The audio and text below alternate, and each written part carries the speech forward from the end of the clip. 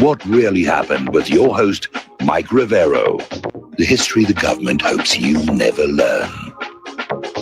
Here is your host, Michael Rivero. And aloha, America. Welcome to our show today. It's Wednesday, August 8th, 2018, middle of the weekday, hump day, starting that long, slow glide down to Pauhana Friday. And a weekend of, well, actually starting tomorrow, dodging the hurricane, although it doesn't look like it's really going to affect us here on Oahu. But the Big Island is under a tropical storm warning right now here. So we've got a lot to talk about today. Let's get right on into it. First of all, a reminder, our third hour guest today is Alan Phillips. He's an attorney, and he's apparently being sued over the fact that he supports people who want to avoid vaccines for their children. And we're going to be talking with him about that. So the phone lines are open, 800-313-9443. Mike is in our control room, ready to answer the phones when you call on in with your questions, comments, or opinions. All righty, now up in Afghanistan, a U.S. airstrike that was supposed to be hitting Taliban forces in the Azra district instead hit Afghan security forces, and 9 friendly troops were killed. I don't know why they call it friendly fire. It's really not all that friendly at all. But apparently the airstrike also wounded some 14 officers, and basically reported the strike came after Afghan officials were engaged in an hours-long battle with insurgents overnight. So that's a big whoopsie for the U.S. military.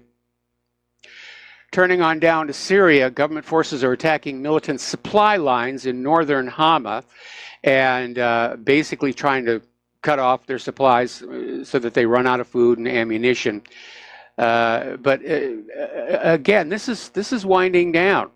No casualties among pro-government forces. This is all but over. They're just cleaning out the last pockets of resistance here. Now, yesterday we were talking about how this Syrian rocket scientist was assassinated with a car bomb. Israel's denying involvement. The New York Times said it was the Mossad. And it turns out the source for the New York Times was an unnamed official from an unnamed intelligence agency who said Israel had notified the United States in advance that they were going to go ahead and do this here. Now, Israel's Defense Minister Avigdor Lieberman is accusing Syria of planning to rebuild its army after the end of the Syrian war. Well, wouldn't that make sense? They've just been through a major war, and their war machine is worn out, drawn down. And after this 7-8 year war, they need to be prepared for larger scale conflict. It makes perfect sense that Syria would want to rebuild its forces, but Israel's trying to say it's a bad thing. It's a bad thing. They don't need any weapons over there. And Lieberman is also saying Syria is not satisfied with taking control of all the Syrian territory, which underscores the fact that Israel is still concerned that Syria wants that Golan Heights back, especially all that oil and gas underneath it. So we'll see what's going to happen to that. Now, 10 years ago, there was this very short but costly war involving Georgia and Ossetia, that whole area. And the Russian Prime Minister is warning that if NATO admits Georgia, it could lead to a terrible conflict, because NATO is just trying to gobble up countries, getting closer and closer to the border with Russia. And the Western powers had assured Gorbachev, following the collapse of the Soviet Union, that NATO would stay within its eastern boundary, which at that time was Germany. So the Russians are getting very nervous about that. And apparently, following that, the State Department is now demanding Russia withdraw from Georgia's separatist region. And that's South Ossetia and Abkhazia. And the U.S. does not recognize the region's independence. The U.S. is in the business of not recognizing anybody's independence, like Crimea. So once again, tensions with Russia are ratcheting up, and the defense contractors are rubbing their hands together in glee and saying, oh yes, we got the Cold War back. We're going to get rich here. Speaking of NATO, they had another little whoopsie of their own. Apparently, there was a NATO air policing mission over Estonia, and one of the Spanish fighter jets fired a live missile near the Russian border. Now, it didn't hit anything, fortunately, but the Spanish pilots have been asked to basically sit out the rest of the mission. Estonia was not at all happy about the rocket being fired over their territory. I wonder where it did go and what happened when it hit the ground.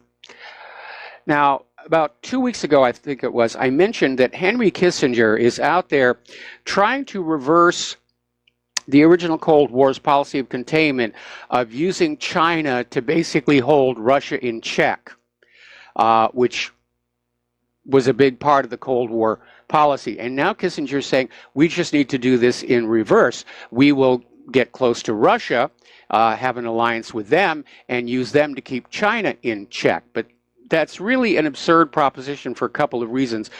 One, relations with Russia right now are pretty bad. The world is a very, very different place. Russia and China are moving together, and the U.S. is a declining power with little to offer. Right now, the hostile American market is of little importance to Russia next to the opportunities offered by the booming Asian markets. The center of economic life on the globe has shifted to the east. We're not the center of the world any longer. We're going to do a shout out now to our on-air affiliates who are just now rejoining our network here. Now, this spat between Saudi Arabia and Canada, it's spiraling out of control, and I have to say I think Saudi Arabia is overreacting on this one. The issue is there's a Canadian rights activist who got arrested and thrown in jail. Canada demanded her back. Saudi Arabia denounced the interference in their domestic affairs. They cut off economic and diplomatic ties. Yesterday, they stopped flights between the two countries here. And this is really, getting out of hand. I mean, we could see thousands of Saudi students in Canada be relocated to other countries, which would be inconvenient for them here as we start the new school year. And another victim of this spat could be this pending agreement to sell $15 billion worth of Canadian light armored vehicles to Riyadh, which would be the biggest arms deal in Canada's history.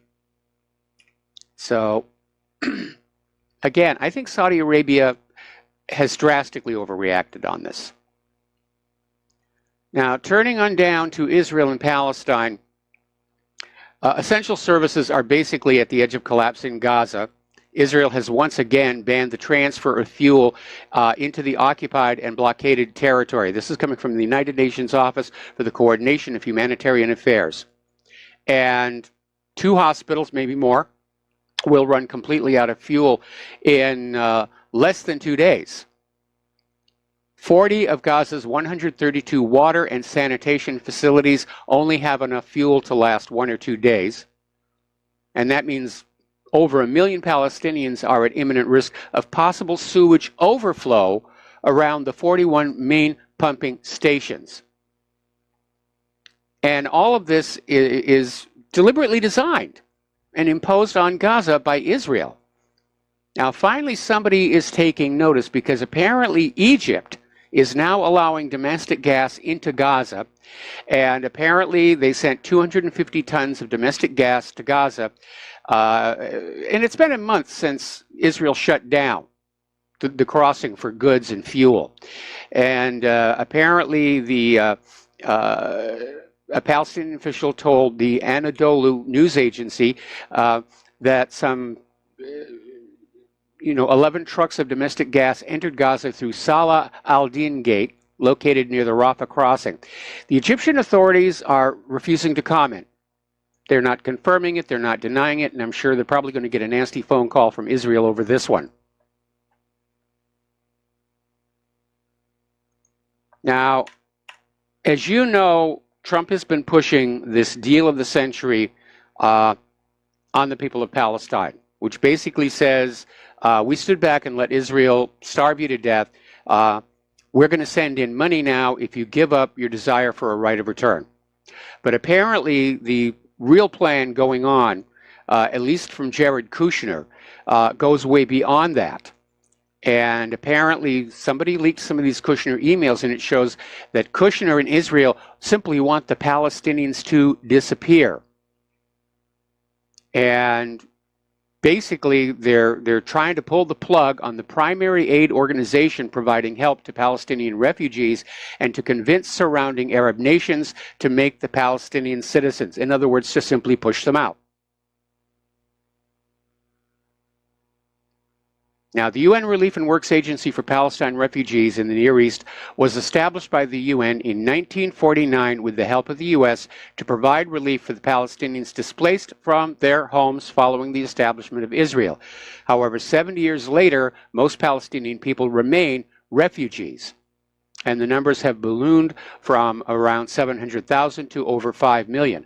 Of the original refugees, the ones who were actually there during the creation of Israel, only a few tens of thousands are still alive. But that appears to be the agenda. Israel just wants them gone. Israel wants Gaza back. Israel wants all of the West Bank. Israel never wanted a two-state solution. And that nation-state law makes it very clear that the one-state solution does not include non-Jews, whether they're Palestinian or Druze. But Israel has crossed a line, and it's starting to lose a lot of its support. A lot of American Jews are starting to say, this really is not making Israel look good. It's not making the Jewish people look good. And apparently, the Minnesota lawmaker Betty McCollum took to the floor of the U.S. House of Representatives, urging her colleagues to sign an unprecedented bill that would prohibit Israel from using U.S. military aid to imprison Palestinian children.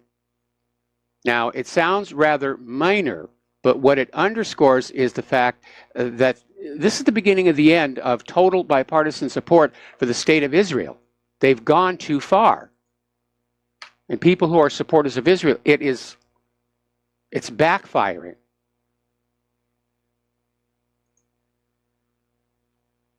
So, getting on to Iran, the sanctions are in place. There's rioting in the streets. There are agent provocateurs trying to whip up a regime change like they did in 1953 and in 2009.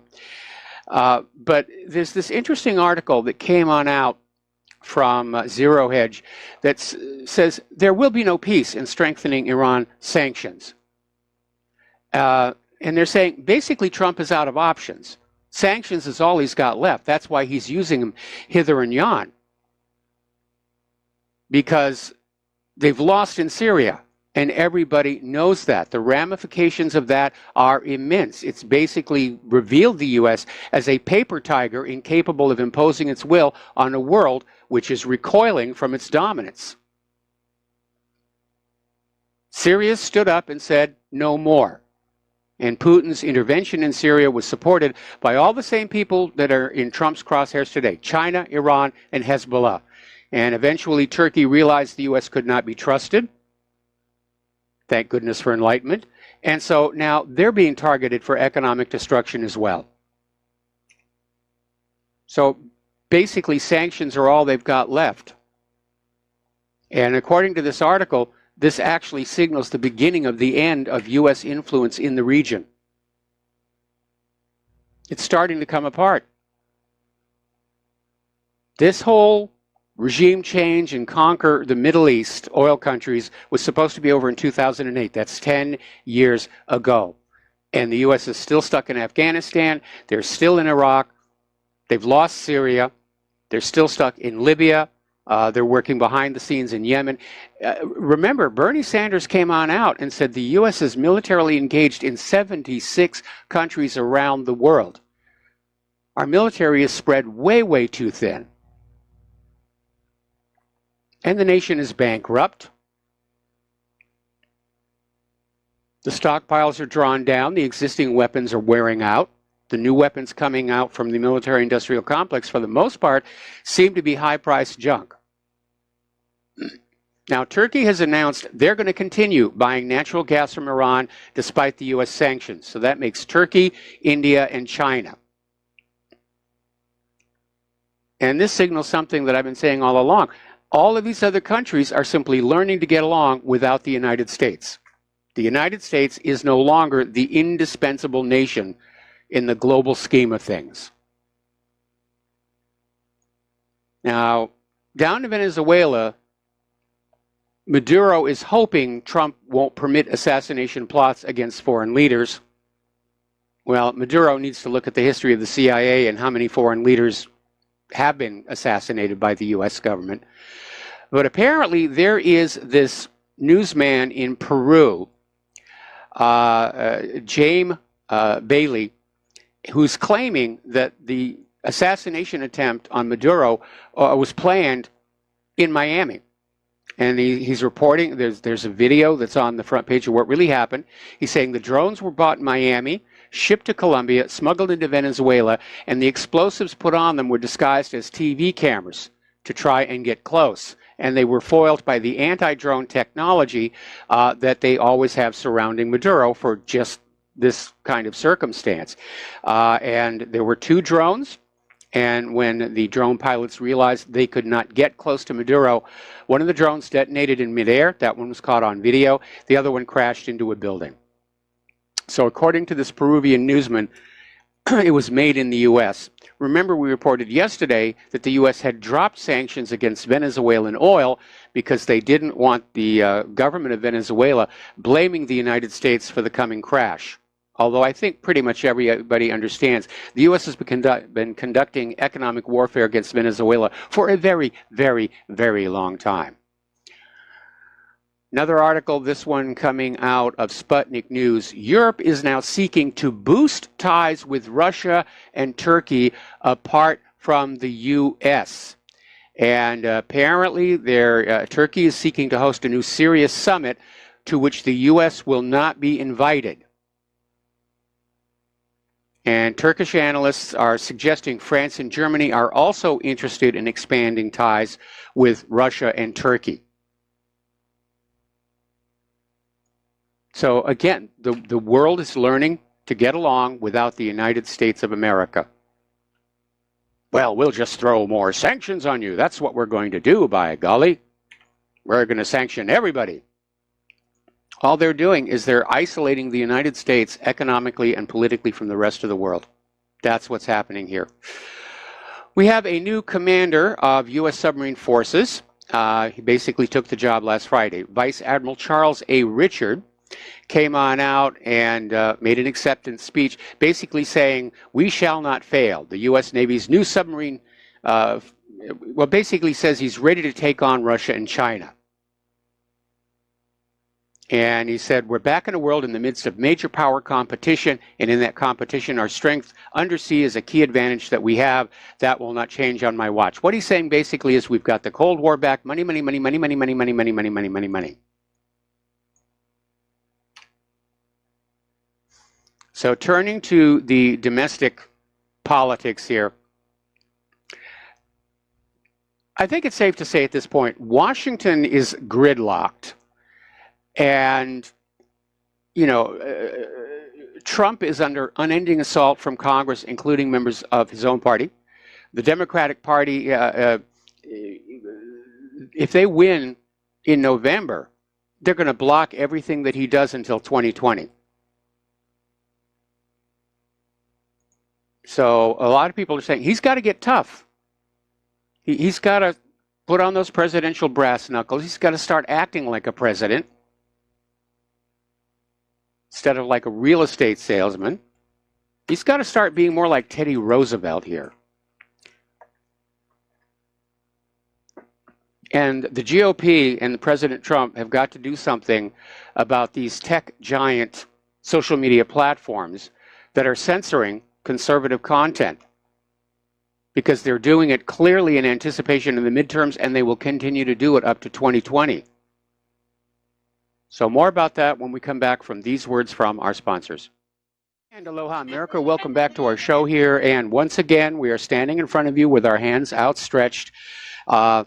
You can see from what's going on right now, the corporate media, the politicians, the vaccine industry, the GMO industry, they've declared war on the independent media. They don't like the fact that we are questioning the official propaganda. And they don't believe in the First Amendment. And it's a fight. it's a fist fight, and we need your help. So the postal address where you can send a check, money order, or if you prefer anonymity, cash, is Republic Broadcasting Network, 2251 Double Creek Road, number 302, Round Rock, Texas, 78664.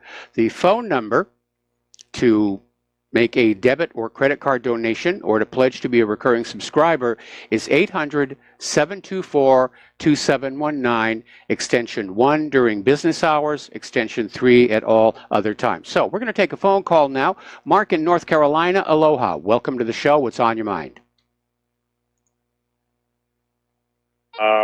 Hey, first of all, I just want to say we gotta, if they cut off everything, communication, if I have to communicate in smoke signals, I'll do it before I listen or watch the mainstream media anymore. Okay. But anyway, last night I was on my way home. I was real late. I was driving real late. I was listening to Coast to Coast. With George Norrie. Yes. And he had had some Israeli on there. Avi something or another. This guy was all over the place. He was Israeli, but he's also one of these dual citizenships. He's also he says he's an American also. As far as I'm concerned, if you have got dual citizenship, you're an American, but that's just me. But anyway, he said he was giving all kinds of... Now, one thing he was doing, he was praising Putin, and he was praising... and then he started saying, kind of like praising Assad in one way, and saying Israel stays out of it and doesn't do anything, when in fact I know that Israel is not staying out of it. They've been helping the terrorists. They've been helping yes. the what do you call it? The Shia, not the Shiite, the Sunni Wahhabis. Yes. Are really most of the terrorists, Saudi type Wahhabis. So I mean, I don't know what this guy. The problem with Norrie though, he likes to say he's part of the he's not actually part of the he's alternate or independent. But Norrie is very, very milquetoast. He basically will have, whenever I listen to him, he's got people on. He won't challenge them or anything else, no matter what they're saying. One of the reasons I think, you know who John B. Wells is, right? Yes. Yeah, that's one of the reasons I think they kicked John B. Wells off the show, because Wells is very outspoken and a real patriot, and he's got his own show on the net now, I think, and he's got a show also on Saturday night on the radio. I can't get it on my local radio, but I can get it on the internet. So I think that's what happened, because this guy was just, he must be well known, because he seemed like, otherwise I doubt that he would have had him on. He was all over the place. Was it Uri Avneri? Does that ring a bell? Avi something. Okay. I think Avi. That was his first name. I forgot his last name. It's a Jewish sounding name, but I just forgot what it was. But this guy was all over the place. I mean, some of the things I thought were very good, but he's forgetting that Israel actually helped the worst type of scum, the worst type of terrorist. It's not. He just kind of left that out, and Norrie wasn't questioning him about it either, which that's par for course, I guess. Like I said, I've totally turned off the mainstream media. And by the way, I know you and Alex Jones have your differences, but we got to unite behind Jones. No question. Because this is an attack. This is an attack on all of us. No question. Right? Yeah. This is an attack on every kind of independent media, and I don't think it's only an attack on the right. I think it's also an attack on certain parts of the left, independent-minded people on the left who are also getting censored. Well, there's a very clear bias, toward conservative points of view in all these filtering algorithms, and I'm unaware of any left-leaning websites that have been treated like this. Well, I listen to sometimes in the morning. You got this guy on Sputnik News. You got Stranahan and Nixon. It's called Fault Line, and they get people on like Tim Black. And what's this other guy's name? Jamal something or another. And they're kind of towards the left, but independent left. They're not. They're more towards the Bernie Sanders type left. And they say they're they're not getting through. A lot of times they're getting censored, they're getting kicked off, then they'll take them back on. And Tim Black was on InfoWars not that long ago, a few weeks ago. Yeah. As a guest, even though him and Alex Jones are completely different in what they believe. And they're trying to hook on to this stuff about the Sandy hoax. And this just really gets me because it is so obvious that what they say happened in Sandy hoax didn't happen.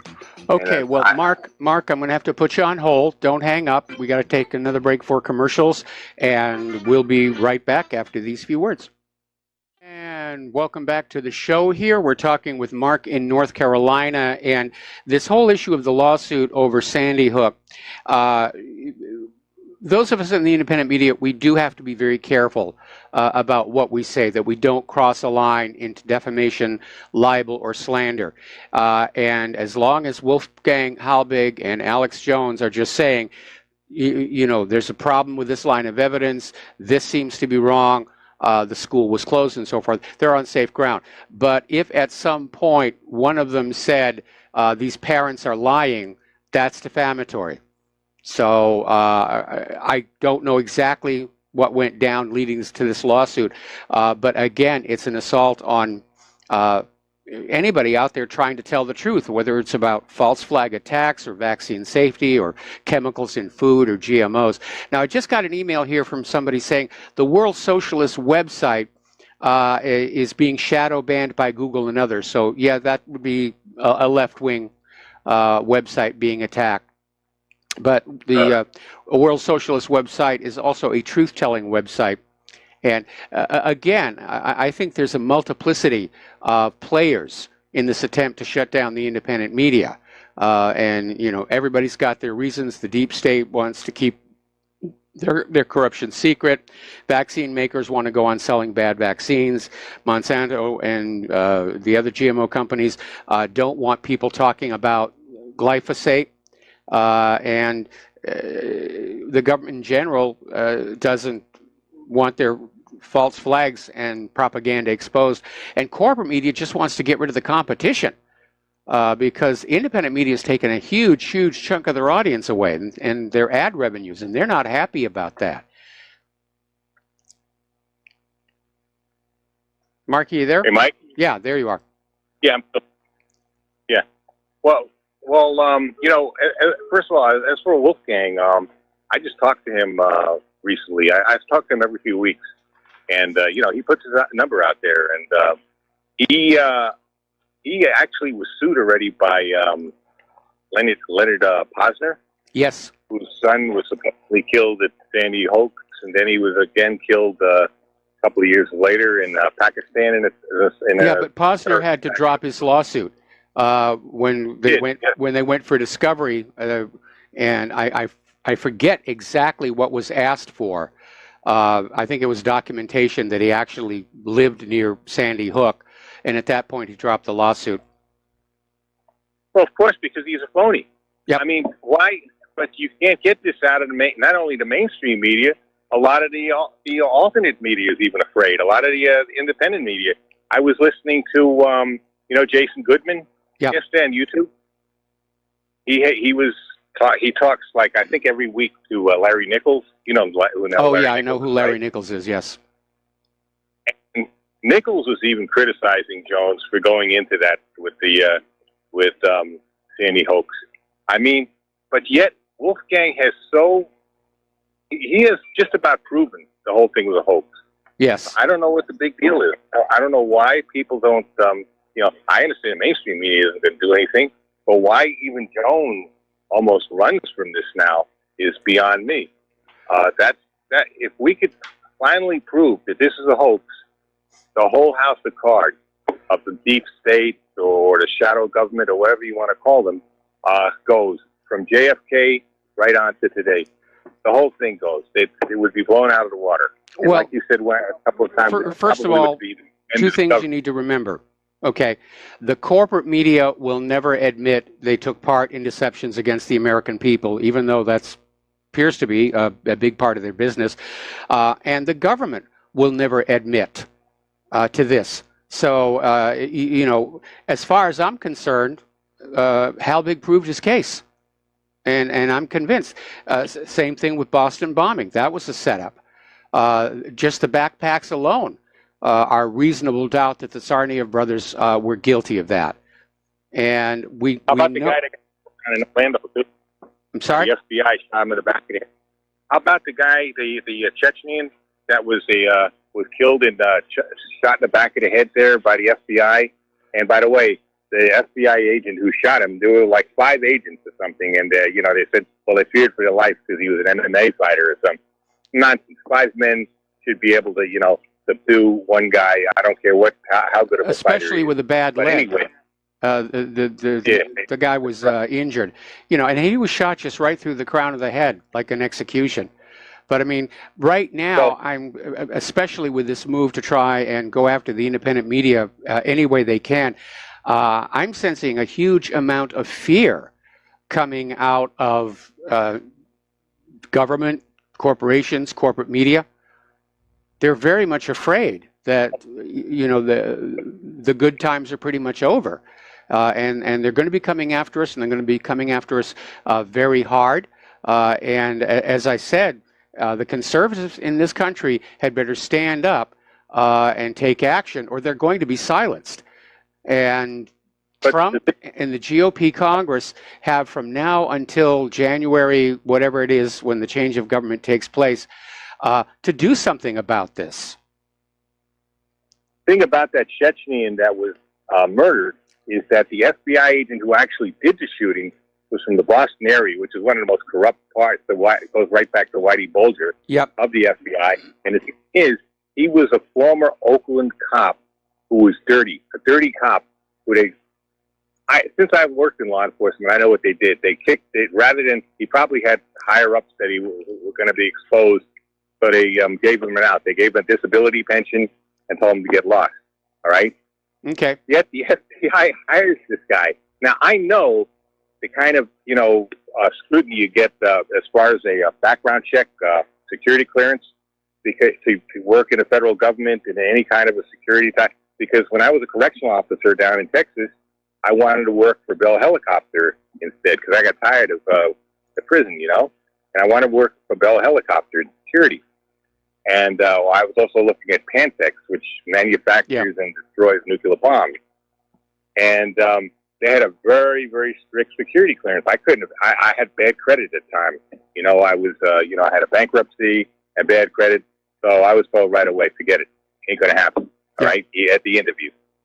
But yet, you get a guy like this, who probably, if I had to guess, was probably drug dealing in Oakland, and was dirty as they come. The FBI hires him, kind of like some of the other dirtbags that the FBI, as we see now in all this investigation, like Strout and others like that.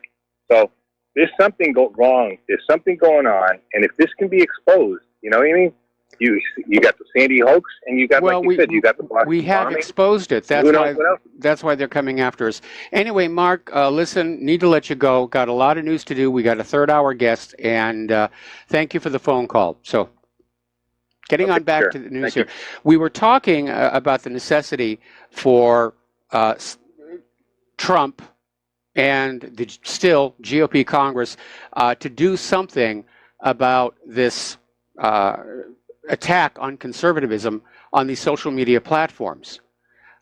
Because according to Dr. Robert Epstein, Google helped shift 2 to 3 million votes to Hillary Clinton's favor back in 2016 with their biased search algorithms. Now, to me, that's election meddling. That's politicking. They're engaging in political activity. And I think there's an issue there. I mean, they constitute a monopoly. They constitute a trust. And I think there are already legal redresses. And some of these people are starting to stand up and say, yeah, this is absolutely unacceptable. It just flies in the face of the First Amendment. I love all these liberals who are out there on their still active social media accounts screaming about how, well, Facebook and Google and YouTube, they're all private companies and they can do whatever they want. These are the same liberals who went ballistic over a baker who refused to make a wedding cake for a gay couple. All right, now apparently, according to this report from 12160, the Senate Intelligence Committee wants Julian Assange to testify. And the Democratic lawmakers just went totally ballistic. They're moving to have Assange's asylum revoked immediately, although that's actually not up to them. That's up to the government of Ecuador. But what is fueling that fury? Well, Julian Assange's attorney, Jennifer Robinson, told ABC News that Assange has said the source of the leaked DNC emails was not the Russian state. Assange himself really dropped a hint. It was, in fact, Seth Rich. So if Julian Assange testifies before the Senate Intelligence Committee and just comes on out and says it wasn't Russia, it was Seth Rich, blows the whole lid off of that story and that scandal. And that's why they're panicking right now.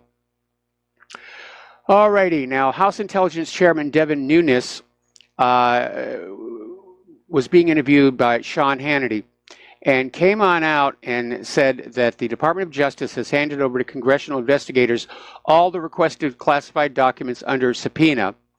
And he says they need to declassify the Carter Page FISA documents because the FBI withheld exculpatory evidence from the FISA judges.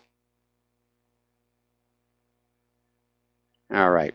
Now, getting on back to Dianne Feinstein. When the story broke about the Chinese spy that worked for Feinstein for 20 years, for some reason, the San Francisco Chronicle reported that it was her driver. And it wasn't. Maybe they were just trying to say, oh, it's the driver, it's no big deal, pay no attention to that man behind the curtain.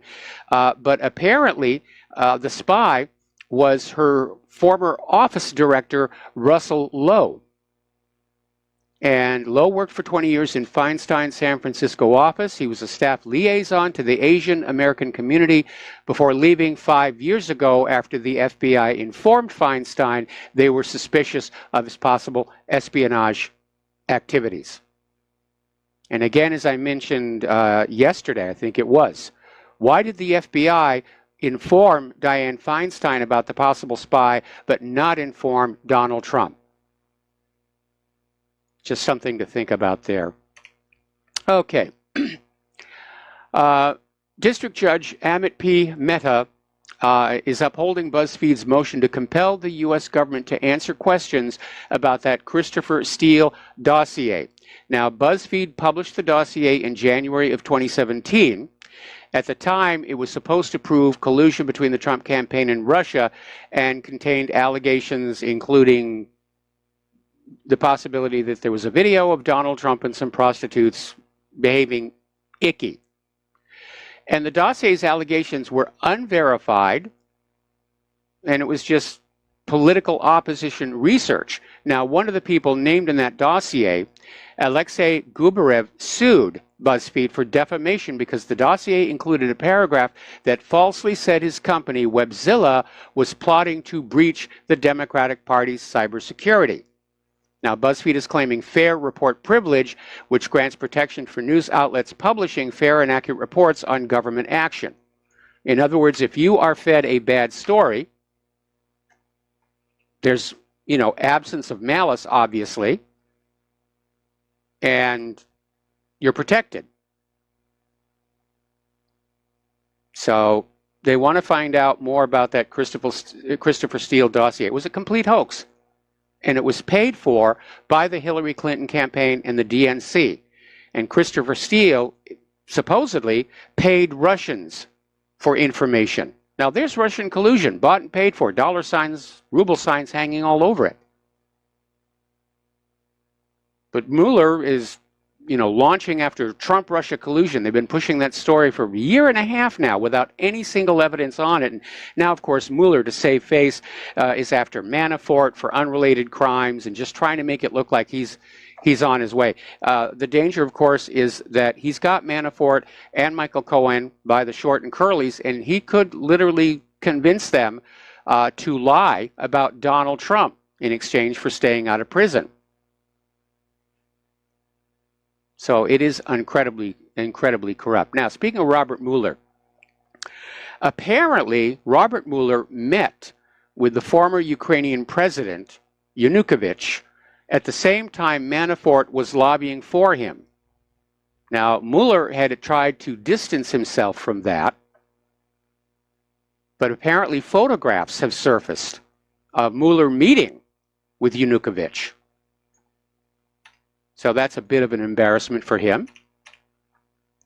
Now, Rick Gates has testified that Manafort worked to help Ukraine enter the EU. And that, of course, was the whole point of that US-backed coup d'etat in Kiev that took out Yanukovych and put in Poroshenko, because Yanukovych wanted to merge with the Russian republics. It looked better to him than merging with the EU. And looking at the EU today, as it is, economically and immigration-wise, Yanukovych was being remarkably prescient. So apparently Manafort was working to help Ukraine get into the EU, which, again, that was the whole point of that war here. All righty. The corruptions are just racking up here. A story coming out of the Daily Mail. Donald Trump's Commerce Secretary Wilbur Ross is accused of improperly siphoning $120 million from his business partners. Apparently this guy is so cheap, he even takes the sweet and low packets from restaurants home with him to save cash. And apparently he's been accused by one former colleague of being a pathological liar. Boy, Trump sure knows how to pick them, doesn't he? Meanwhile, up in New York, Congressman Chris Collins is charged with insider trading. Now, the corporate media has been giving that a lot of coverage. And Chris Collins was one of Trump's earliest and most vocal supporters. He's been charged with insider trading, accused of basically tipping off his son and others to sell stock in an Australian pharmaceutical company before the results of one of its failed drug tests became public. And yes, that is insider trading. Now, apparently, Supreme Court nominee Brett Kavanaugh has now met privately with almost every Republican senator, and it looks like he's got a lot of support. Now, he's going to be opposed by the Democrats, but his confirmation is going to be this fall before the end of this term of Congress, and so he's probably going to get on through. I don't like his stance on surveillance on Americans and the Fourth Amendment, but we'll just deal with that when it comes. Got to take a break for commercials, and we'll be right back. And aloha, America. Welcome back to our show here, and perhaps illustrating the decline of the U.S. Congress. I once again turn to Hawaii's own Senator Mazie Hirono, and fresh off of her basically being caught not knowing that it's already illegal to come into this country without the proper paperwork. Apparently, she has decided that those nominated to become federal judges should be quizzed about their sex lives, but only the male judges. Now, that's pretty darn sleazy there. Okay, now, a little bit of good news for those of us who are worried about election integrity. A lot of people don't know this, but back in 1982, there was a lawsuit between the Republican and Democratic Party over perceived Republican Party vote suppression, which ended with what was called the consent decree, which literally prohibited the GOP from contesting elections due to suspected vote fraud without the consent of the Democratic Party, which was, of course, never forthcoming. Well, finally, 36 years later, a judge has ended the agreement, freeing the Republican Party to ensure election integrity by investigating and pursuing suspected vote fraud. And boy, is there a lot of it already. And we're going to take a phone call, then we're going to come back to this here. Kevin in West Virginia, aloha. Welcome to the show. What's on your mind? Hey, Mr. Mike. I have a China and Apple question. I seen yesterday, maybe it was yesterday, someday this week, I don't remember, about how China was holding Apple hostage.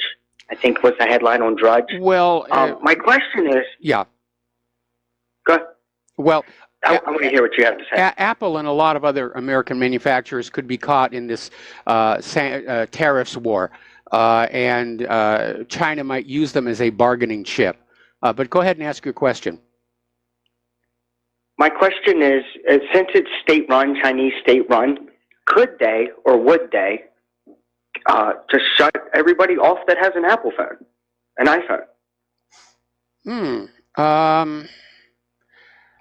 Yeah, well, yes, in theory it can be done. We've already seen here in the U.S. Where communications are deliberately turned off. What was the one over in this country where there were riots going on and they shut down all the mobile internet services? So it obviously is built into the system. I don't know why China would punish the owners of the Apple products. But I think that would be counterproductive for the Chinese government to do. I think China needs to keep this on a government-to-government level. But again, as I said, Apple and a lot of other American companies that manufacture in China could get caught in the crossfire. Now, a lot of people don't understand that because Apple does make their products in China, when they're brought back to the United States, they still have to pay the tariffs. So the prices on all of these things are about to go up.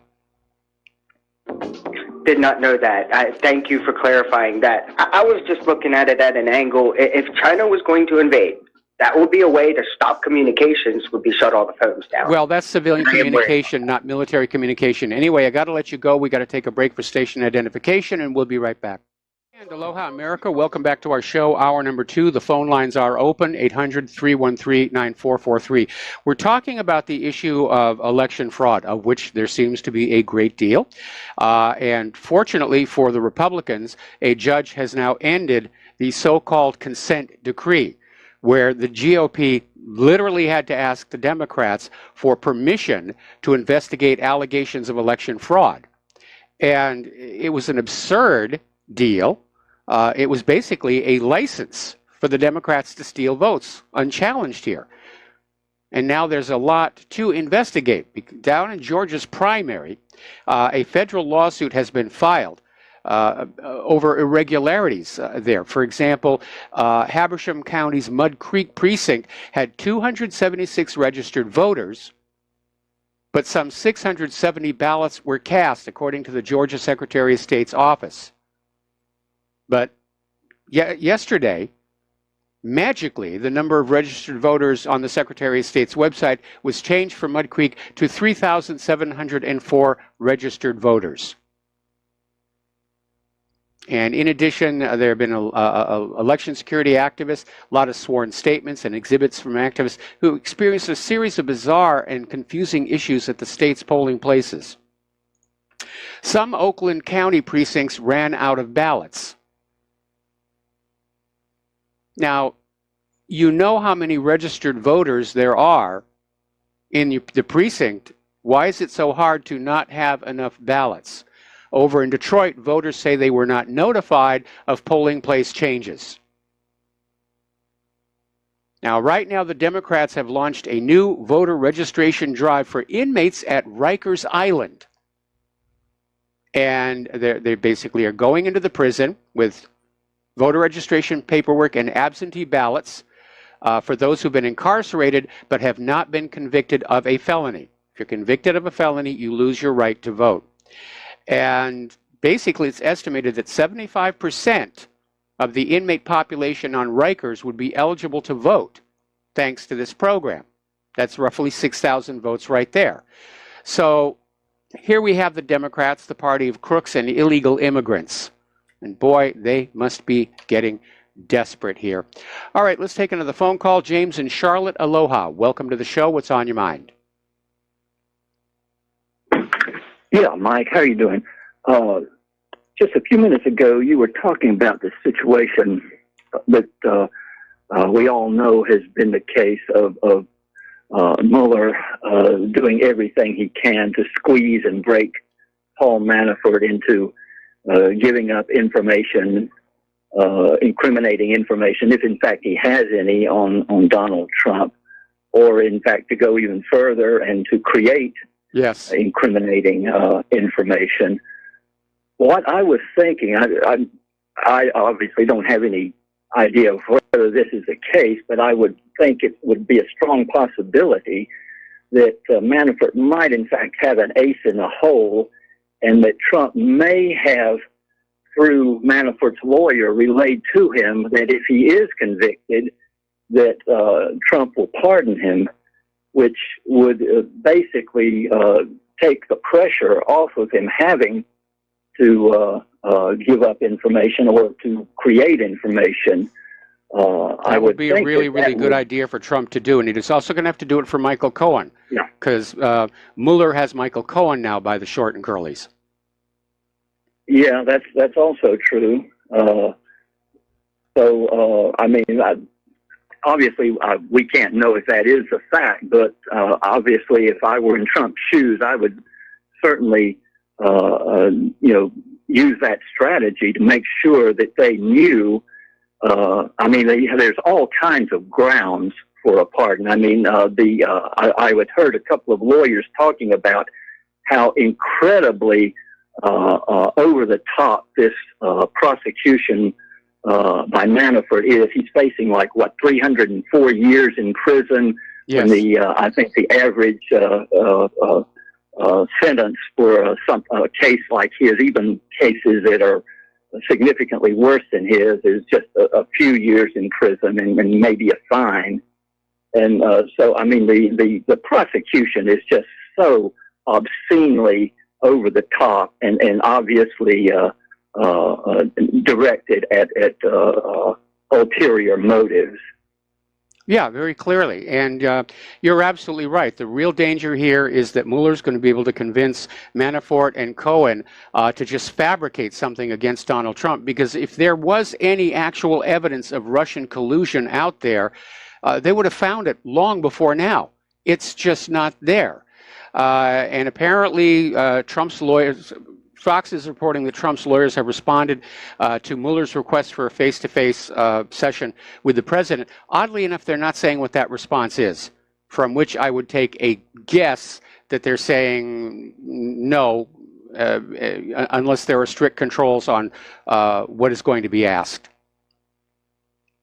Oh, absolutely. I certainly wouldn't go into a battalion of lawyers without any controls over. In fact, I wouldn't do it under any circumstances.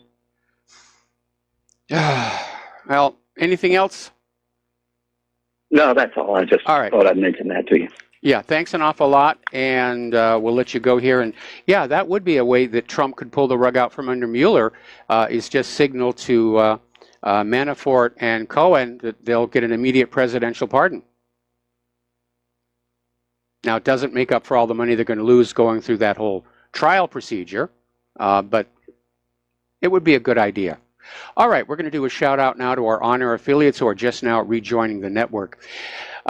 Obviously talking about the recent primaries, and apparently the ultra-progressive Democrats, for the most part, failed to unseat the incumbent Democrats.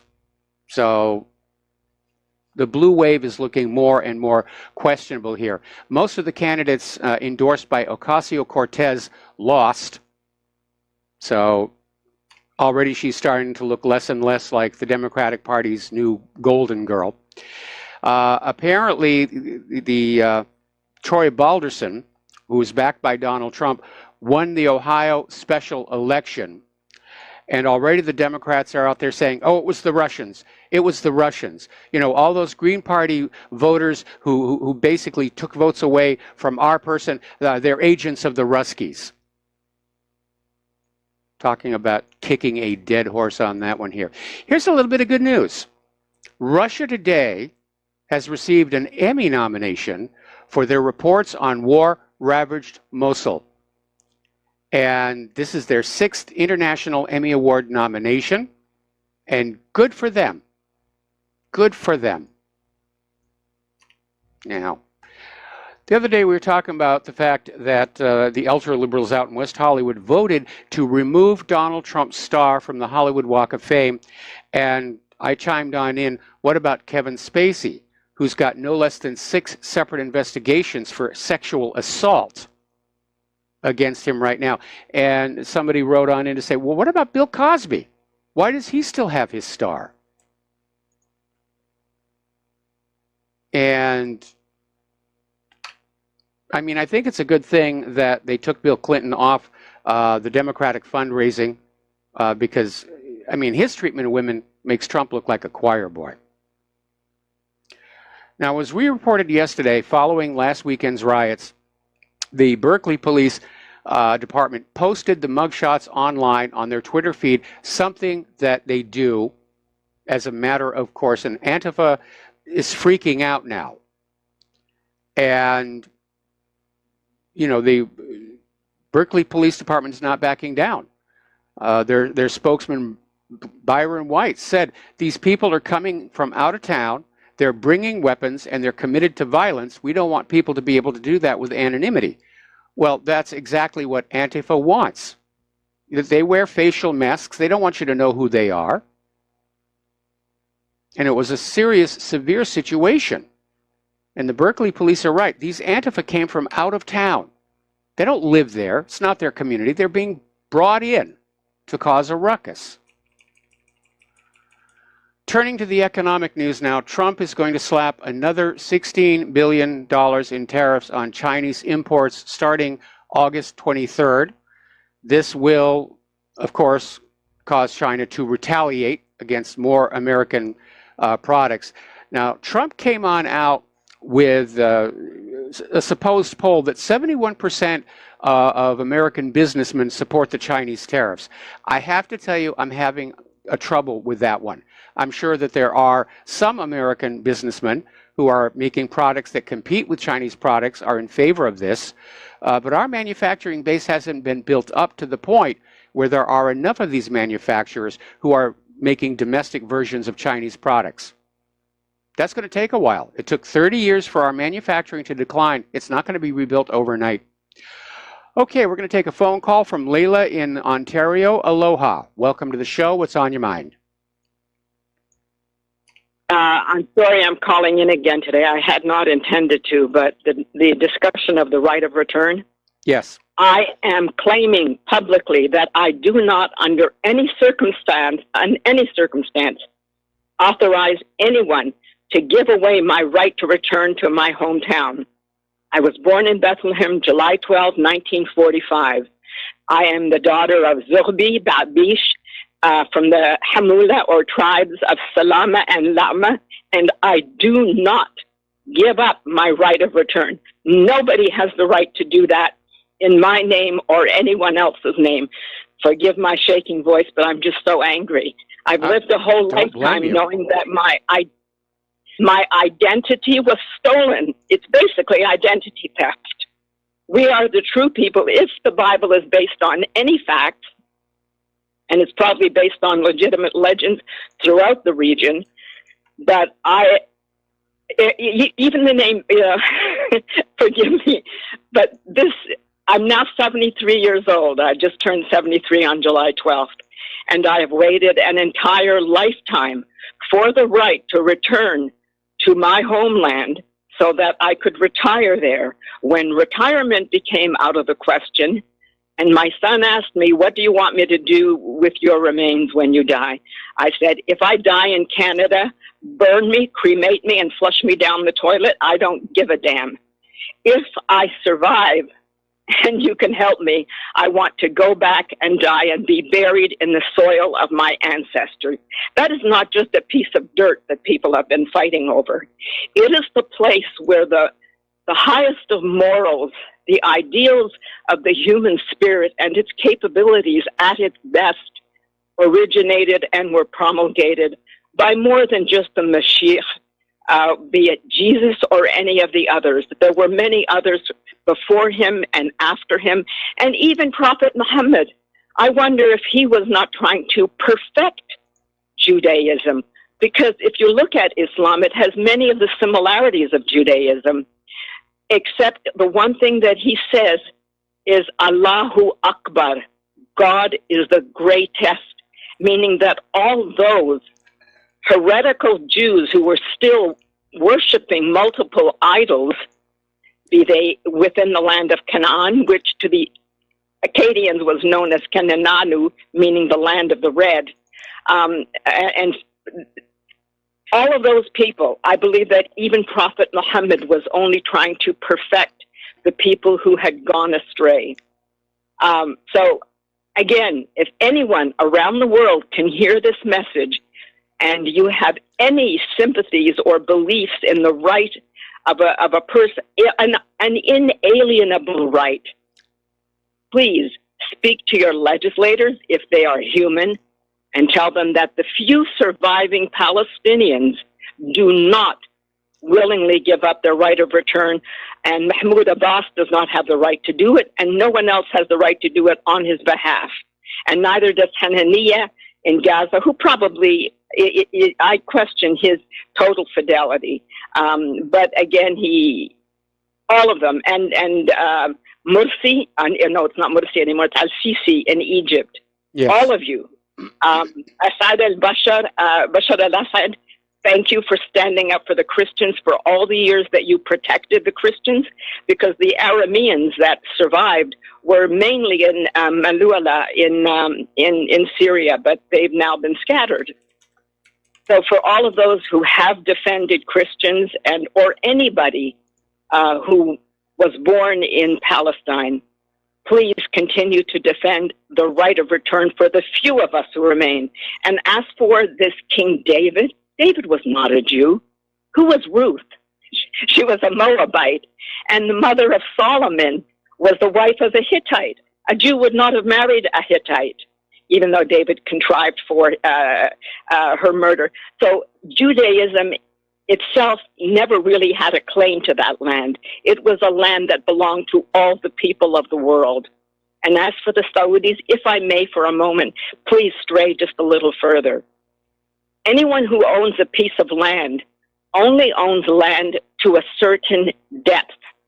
All the oil that is located in the Middle East does not necessarily belong to the people who today live on the land under which that oil, the center of the earth is very dynamic. I mean, those oil reserves perhaps have moved back and forth, and natural gas reserves. It doesn't belong to the Saudis, who are profoundly evil, and they used to, there was a time when they would not allow anyone who was not a Saudi to even sit down at a table in a restaurant. It was the Saudis first, and all foreigners could sit after the Saudis were gone. That is how specially they once treated their people. As for the light armored vehicles that are being sold by Canada to Saudi Arabia, GDLS, General Dynamic Land Systems, its headquarters is in Michigan. How has Michigan profited from it? That $15 billion will never come back to the City of London and its taxpayers. The only ones who will benefit are the people who work at GDLS, and those light armored vehicles are needed to help the bombers find their targets. So GDLS employees, you're just as guilty, you're complicit for the few dollars you take home today. And anyway, I'd better stop there. Basically, what I wanted to say is no one can take away my right of return, except God, when he decides that my time, or it decides that my time is done and I can die, wherever that may be. Well, but anyway, thank you for this. I'm already getting emails from people who are very supportive of you, and it is rather unfortunate what's being done to the Palestinian people. And as I mentioned before, it appears that the real ultimate plan is not just to get them to surrender their right of return, but to literally expel them from Gaza and the West Bank into the neighboring Arab countries. Anyway, Layla, thank you very much for the phone call. We're going to let you go. Michael, just one. Yeah, go ahead. One quick comment, please. Go ahead. You know how Israel has always claimed the Arabs wanted to push Israel into the sea? Yep. It's the opposite. Of course Israel wants to push all the Palestinians into the sea. That's my last word. Thank you, Michael, for the opportunity. Bye-bye. All right, bye-bye. And yes, I have this article, Israel and Palestine, the maps tell the story, that make it very obvious who is trying to push who off the map. Okay, we're going to start with Dustin in New Jersey. Dustin, I'm probably going to have to take you through the next commercial break, and what's on your mind? She's right on, Mike. Yep. Man, she's got a lot of knowledge behind her, man, and you do too. But I mean, isn't it amazing how we're all fighting? Well, we're not all fighting, but they got us all fighting with each other. These select few small group of people. How can a small group, Mike, just control everybody? Doesn't anybody have critical thinking skills anymore? You know what I mean? Like, we are the majority of the population of the world. They are the minority. What do you mean I don't care what armies they got. We? Well, we the people, Mike. Just we the people in the world. Just the average working person or person who's not doing any of this crap. Well, you look at the Congress and the Senate, Mike. They're garbage. I mean, you need to understand, rulers have had 8,000 years to perfect the art of ruling, and yes, it gets updated as technologies and social models change. But yeah, they're good at it because of a lot of practice throughout history. Anyway, we got to take a break for commercials. Dustin, don't go away. I'm going to come right back to you after these words. Aloha, America. Welcome back to our show. We're talking with Dustin from New Jersey. And Dustin, I think we all need to understand that the people who are in positions of power have a very different mentality than the rest of us. And they don't think like us. They don't feel like us. They're totally focused on themselves and their own continued wealth and power. And they're oblivious to the harm they cause around them. Just look at Syria, what they caused, Mike. Yes. My God, you know how long it's going to take to rebuild? That was considered the Rivero of the Middle East, wasn't it?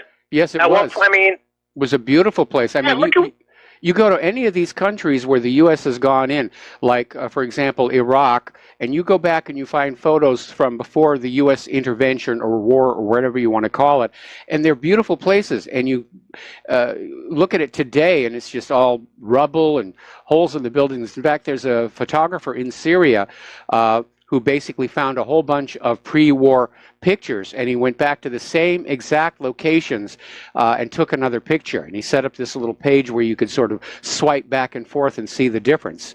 It's a huge amount of destruction. But the people who are responsible for that destruction, it's just the cost of doing business. So many people dead, it's not really a problem. As long as we get the oil pipeline right of way, or we get the oil sold for the U.S. dollars, or we again prove how macho and butch we are to the rest of the world. Yeah, so much for we care about the children, we care about the people, we care about democracy, all lies and crap. Hey, Mike, Iraq was the most literate. They had the highest literacy of all the Middle East countries. But yeah, isn't it amazing how Saudi Arabia is still there? They got that crap going on with Canada now, showing a picture of a plane flying near the Toronto tallest building or whatever. The CN Tower. The CN Tower. Now, Saudi Arabia changed the graphic, and they actually did apologize for that. But I still think their reaction to this whole incident is way, way, way overblown. And the reason Saudi Arabia is still there is because Saudi Arabia is very obedient to the United States in the region. And that's really what it comes down to. If you do what the U.S. says, you're left alone. If you don't do what the U.S. says, bad things happen to you. And petrodollar. Yeah, and the petrodollar. Petro one coming up fast, Mike. Yeah, it is. It is. And they ain't going to stop that.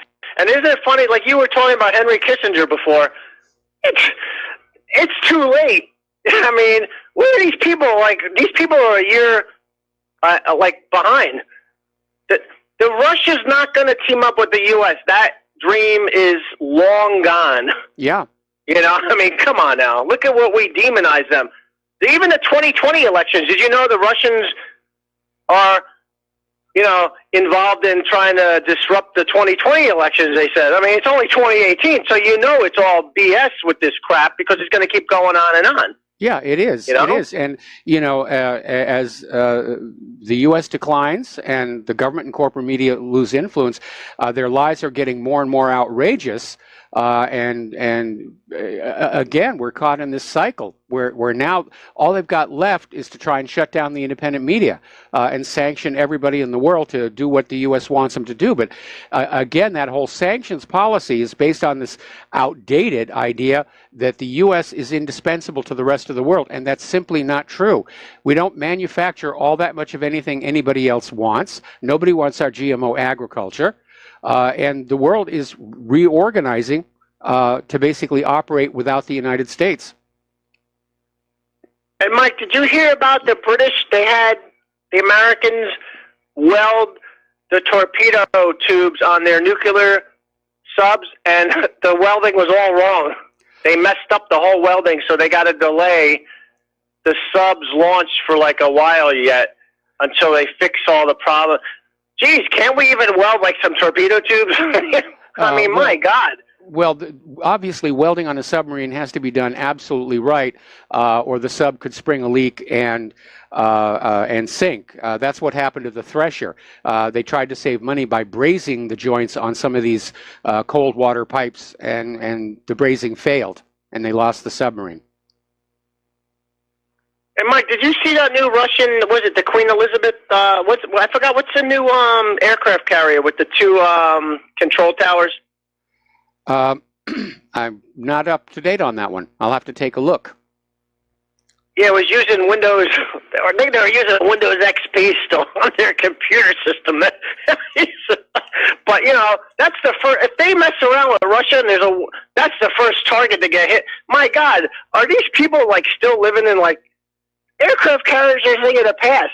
My God, smaller boats with anti-ship and high-speed hypersonic weapons is the future. You can build a smaller ship that'll take out an aircraft carrier that's like a quarter of its size. It's just a floating coffin, Mike. At this point, Yes. I mean, that's all I got to say, Mike. Have all a good right. show. Well, we're going to let you go here. We're going to take a break for commercials, and we will be right back. And aloha, America. Welcome back to the show. We're talking about the economic news around the world. And it's now been 4 years since Russia placed an embargo on Western food in response to sanctions. And the EU is basically looking at all the revenue they lost. And basically, back on August 7th, 2014, Russia imposed a food embargo on countries that adopted sanctions against Moscow over Crimea's reunification with Russia. And the food embargo banned the imports of meat, fish, and seafood, vegetables, fruit, and dairy products from the EU countries, the U.S., and several other states. And the ban has recently been prolonged until the end of 2019. So again, George Soros has to be looking at this and realizing this is a big threat to his new world order. Because all of the national economies are starting to unlink. And countries are starting to go back to domestic production of their needs for a domestic market. Now, the EU has come on out and announced it will punish European companies if they comply with U.S. sanctions on Iran. Europe is not going along with it this time, another sign of declining U.S. influence in that part of the world here. So, article coming out of Mint Press News asking very simply, as Trump takes his sanctions battle to Europe, who's more isolated, Iran or the United States? So I'm not the only one realizing that this fiscal policy, the sanctions policy, is isolating the United States economically and politically, and that's going to end badly for the United States. There was a time when the United States was indispensable because it made itself so at the end of World War II with the Bretton Woods Agreement. And once they were indispensable, once all commerce had to go through the U.S. dollar, boy, they had a real good time, but those days are long gone.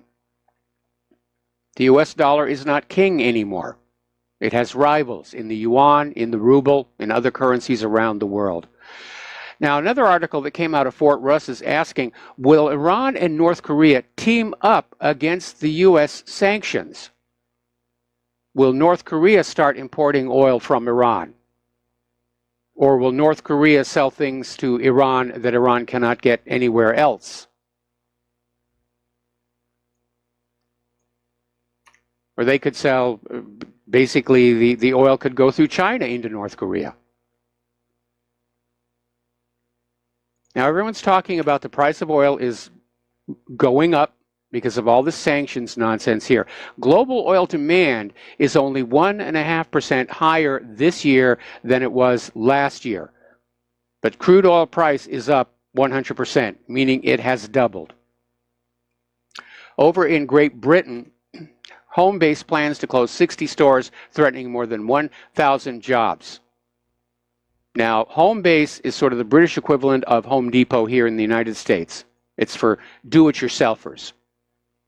But again, as the economy continues to fail and more money is taken out of the pockets of ordinary people to feed the war machine, to feed Israel, to take care of the refugees, people don't have the money for home improvement.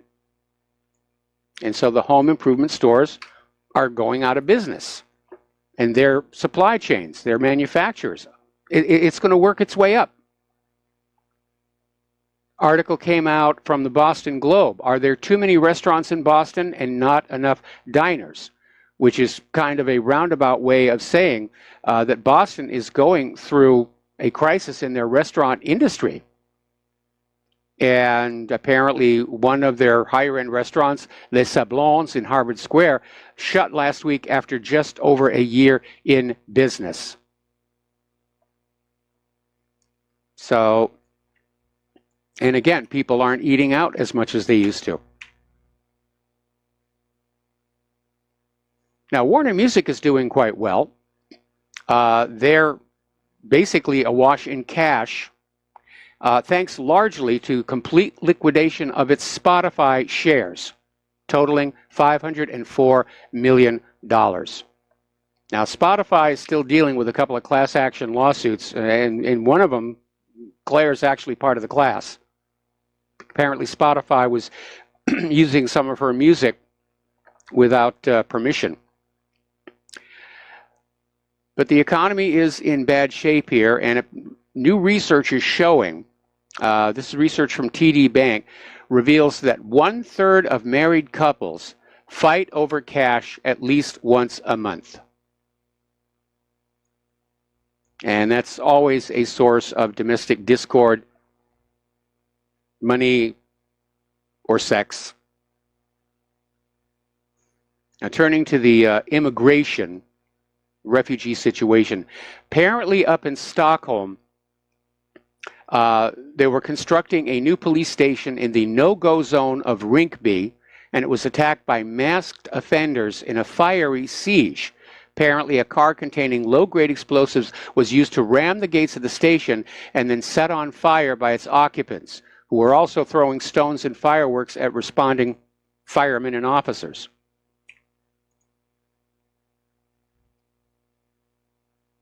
Now, let's see. I'm getting on down here because there was more about Sweden here. 200 people posing as security threats, or 200 people who pose a security threat, have been allowed to enter Sweden around the, amid the migration crisis. And now they're issuing a red alarm over the Stockholm Metro becoming a no-go zone for personnel. Now, the Swedish politicians are out there denying the existence of the no-go zones, but 4 stations in Stockholm Metro have become so dangerous for personnel, they're only able to go in there with a police guard. And a local guard admitted to just simply being outnumbered and being pelted with stones. So as of today, 4 stations in Stockholm Metro, Rinkeby, Tensta, Rissne, and Hjulsta, are all marked with a code symbolizing the highest danger. This according to the Swedish daily newspaper Svenska Dagbladet. Now, there's a new political party in Sweden. It's called the Alternative for Sweden Party, and they're out there screaming about destructive multiculturalism, and they're saying that if they can take control of Sweden, they're promising mass deportations.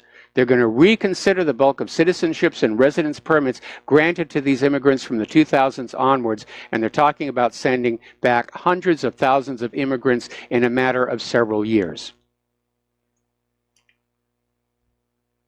And again, back in Sweden, part of Sweden's third largest city, are so dangerous, the postal service won't go there. People have to come down to the post office and bring up and pick up their mail here. Over in Germany, their head of intelligence, Hans-Georg Maassen, is saying that Islamist children pose a real threat to Germany, saying that there are signs of radicalization of minors and young adults. It's happening faster and earlier. Over in Great Britain, 3 men who were part of this Rochdale child sex gang have been stripped of British citizenship and will now be booted out of the country. Now, these were 3 taxi drivers. They're dual Pakistani British citizens. Abdul Aziz, Adil Khan, and Abdul Rauf. And they were among 9 men jailed over these appalling crimes against girls in Greater Manchester in 2012.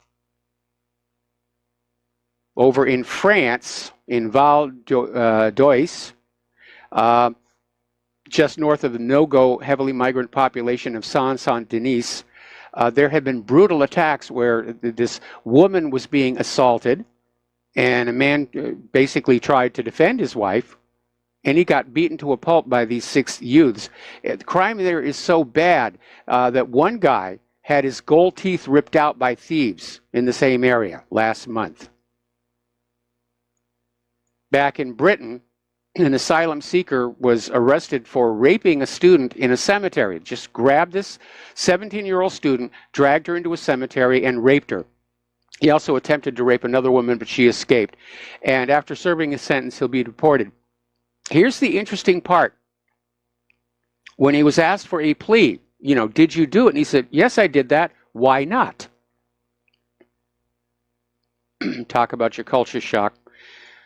In Berlin, 3 entire streets had to be shut off as fighting migrants basically turned the area into a battlefield.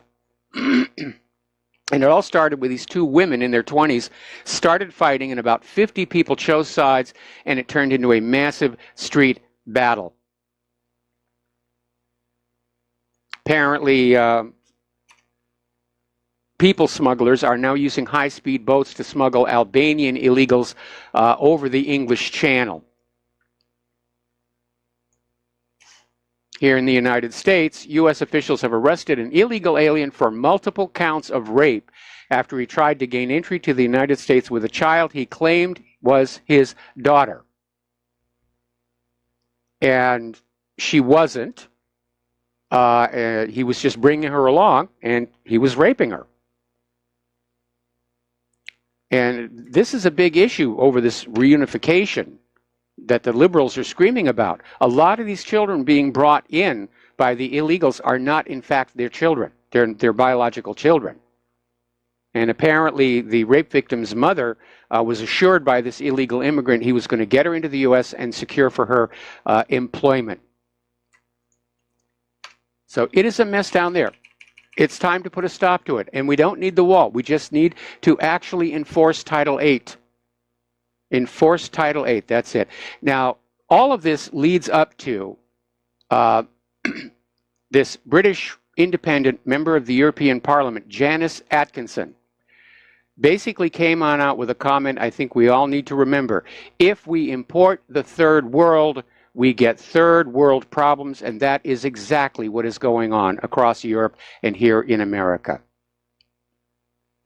But the open borders people are still at it, and believe it or not, there is a new production of The Diary of Anne Frank at the Dory Theater in Los Angeles.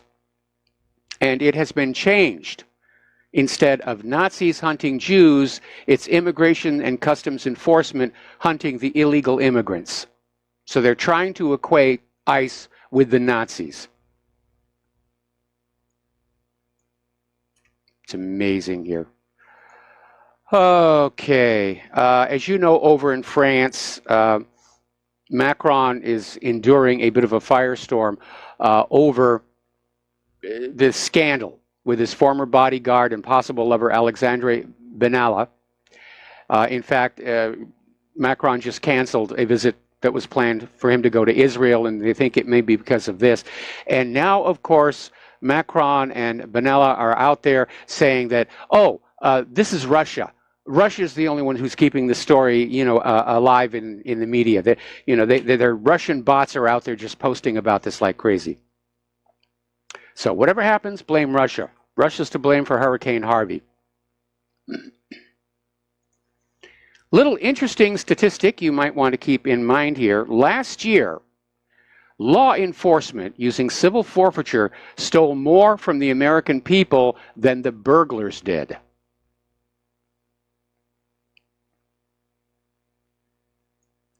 Now, there is a video. This was all caught on video coming out of the Free Thought Project here. And last year, this Armando Frank was sitting on his tractor when he was approached by police who were going to serve him a warrant for alleged trespassing. Frank asked to see the warrant, which is his right. The cops did not produce the warrant. They instead grabbed him, tasered him, choked him, pulled him off the tractor, and in the process, he died. And in the attack caught on video, never once did Frank try and hurt the officers. Now, the police body camera shows within just a few moments of confronting Frank, the officers grow agitated at his passive resistance. And Frank is merely asking to see the warrant the officers claim to have. But they do not produce it, nor did they give him any reason for the arrest. So it really is getting crazy out there. Anyway, they're all being sued. The three police are being sued by Frank's estate. Now, here's where PC is starting to really unravel here a little bit. Over at Harvard, they're having a policy of inclusivity, which has basically told that the sororities and the fraternities have to allow in members of the opposite gender so that they're inclusive, so we can provide this wonderfully inclusive environment here. And actually, it's Harvard College seeks to build a community in which every student can thrive, and it does so on the foundation of a set of shared values, including belonging, inclusion, and non-discrimination. Well, what happened is this one sorority, the Delta Gamma sorority, just quit. They said, no, we're not going to let men come on in here, and we would rather just end the sorority and let it go. It really is getting silly. The whole reason for having single-sex fraternities and sororities is mainly about, protecting the privacy, because it functions as their home, and sort of trying to minimize the amount of unwanted pregnancies that are going to occur. But it really is, our culture has just become so decadent right now. All right, so let's talk about Alex Jones, and let's talk about this assault. Oh, wait a minute. We got a caller waiting on the line. Chris in Las Vegas. Aloha, Chris. Welcome to the show. I'm probably going to have to take you through the commercial. What's on your mind? Well, Michael, in reference to your story about the asset forfeiture, I have to point out that many times the police now, anytime that you challenge their authority, demand they produce the warrant or knowledge of a felony crime they allege you committed, they're perverting it and twisting that into resisting an arrest, which is an extreme perversion of the concept that we all have a right, in fact, a duty to qualify what the basis for the encounter, the inquisition, the cross-examination, or the arrest supposedly is, to prove they have the authority to do what they're doing. Well, there's another possibility. On this recently. There's another possibility. The cops wanted to find a reason to seize the tractor through civil forfeiture, and it just got out of control. Well, in fact, I've had a $50,000 collector car of limited production, okay. only 671. Chris, stay on the line. Got to put you on hold. We'll be right back. And aloha, America. Welcome back to our show here. And it's time for us to talk about what's going on with Facebook and Alex Jones, InfoWars. And again, there's a double standard at work here. Facebook has banned InfoWars, but they've kept Antifa and Louis Farrakhan. And Facebook can't even explain. Oh,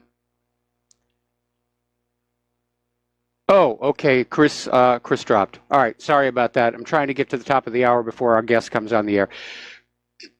All right. So far, the following companies have declared war on free speech: Facebook, YouTube, Apple through iTunes, Google Podcast, Spotify, TuneIn, Spreaker, iHeartRadio, AudioBoom, Pinterest, MailChimp, Stitcher, Disqus, Sprout Social, LinkedIn, and YouPorn, which that's kind of weird, I think.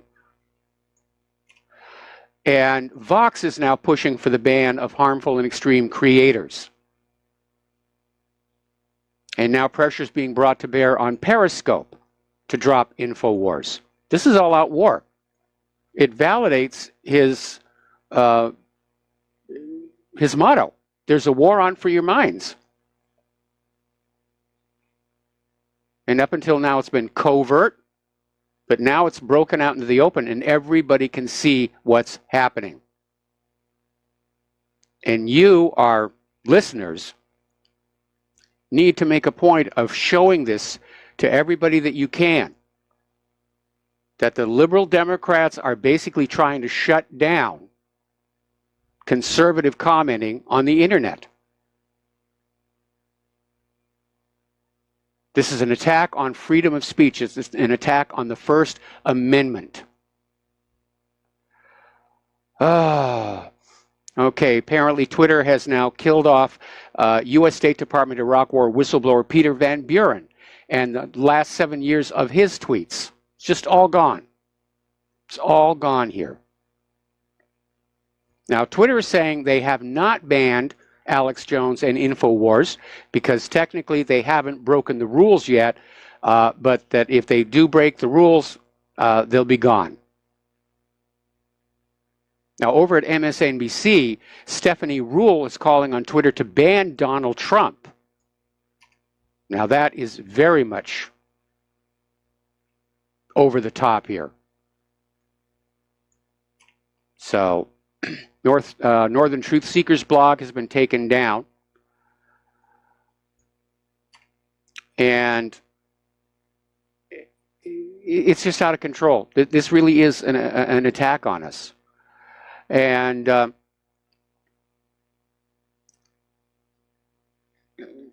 it's a shame. It really is a shame. And it shows just how far our society is broken here. Journalist Tim Pool is out there saying we've handed over the public square to private companies, and these companies can now decide who gets to participate in political debate.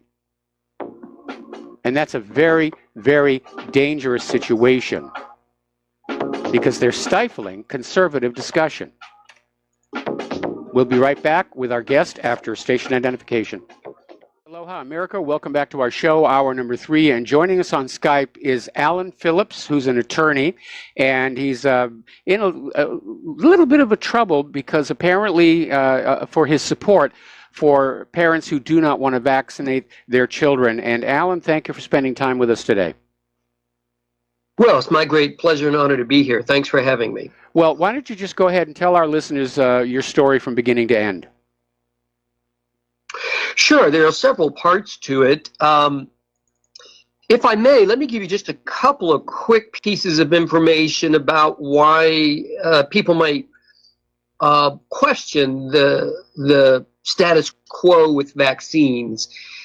I got interested in the issue 24 years ago when my oldest son was born and have been doing research ever since. But for example, we have in the United States, a vaccine injury compensation program. If somebody's injured or killed by a vaccine, you can't sue the manufacturer. You've got to go to a federal government program. And that program has paid out almost $4 billion now because of people injured and killed by vaccines. And like many things I'm sure that you talk about all the time, you'll never hear about that on mainstream media. But the more disturbing part is that our own federal government, Department of Health and Human Services, has a report that says more than 99% of the vaccine adverse events never get reported. So we don't know, we don't have any data telling us what the real extent and harm of vaccine injuries and deaths is. We know they occur because our government pays out money for them, but that $4 billion might represent $400 billion or more if 99%, more than 99% of the vaccine adverse events that occur never even get reported. So if somebody says, well, yeah, there's the occasional, problem with vaccines, but look at all the people who are saved, there's clearly a net benefit. We don't have any data available to make that calculation. We can't determine if there's a net benefit if most of the harm from vaccines, the overwhelming majority of it, isn't even documented anywhere. So there's serious problems with the issue. You really don't have to go any farther than that to recognize that there's a problem. And I would say that there's simply volumes of information from credible mainstream sources that call into question the safety and effectiveness of vaccines, and what are we doing with vaccines, and is it really something that makes sense beyond being a highly profitable medical treatment for the pharmaceutical industry? Well, but in terms of, I was going to say, sorry for interrupting, but you hit on the other side of the coin there. We know about the adverse events, and I think a lot of them aren't reported because people may not realize that what they're experiencing is connected to the vaccine. It's only in the case of the vaccine is administered and there's an immediate reaction that people will make that connection. If the adverse event happens months or years later, they're not going to make that connection. I read an article, I think it was just in the last 2 days, how a research program in Europe has found that girls being given the HPV vaccine are more likely to get HPV than the girls who didn't get the vaccine. And we've had a problem with vaccines, especially those using attenuated live pathogens, that will basically revert to full potency following administration. And we're always seeing these headlines in the newspaper about, there's a measles or mumps outbreak here, get your vaccination. And then we find out that everybody who came down with measles or mumps had been vaccinated. Yeah, that's a real common occurrence, is well documented in a lot of situations. Measles in particular, back in the 1980s, there was a series of well-documented instances of measles outbreaks occurring in highly and even fully vaccinated populations.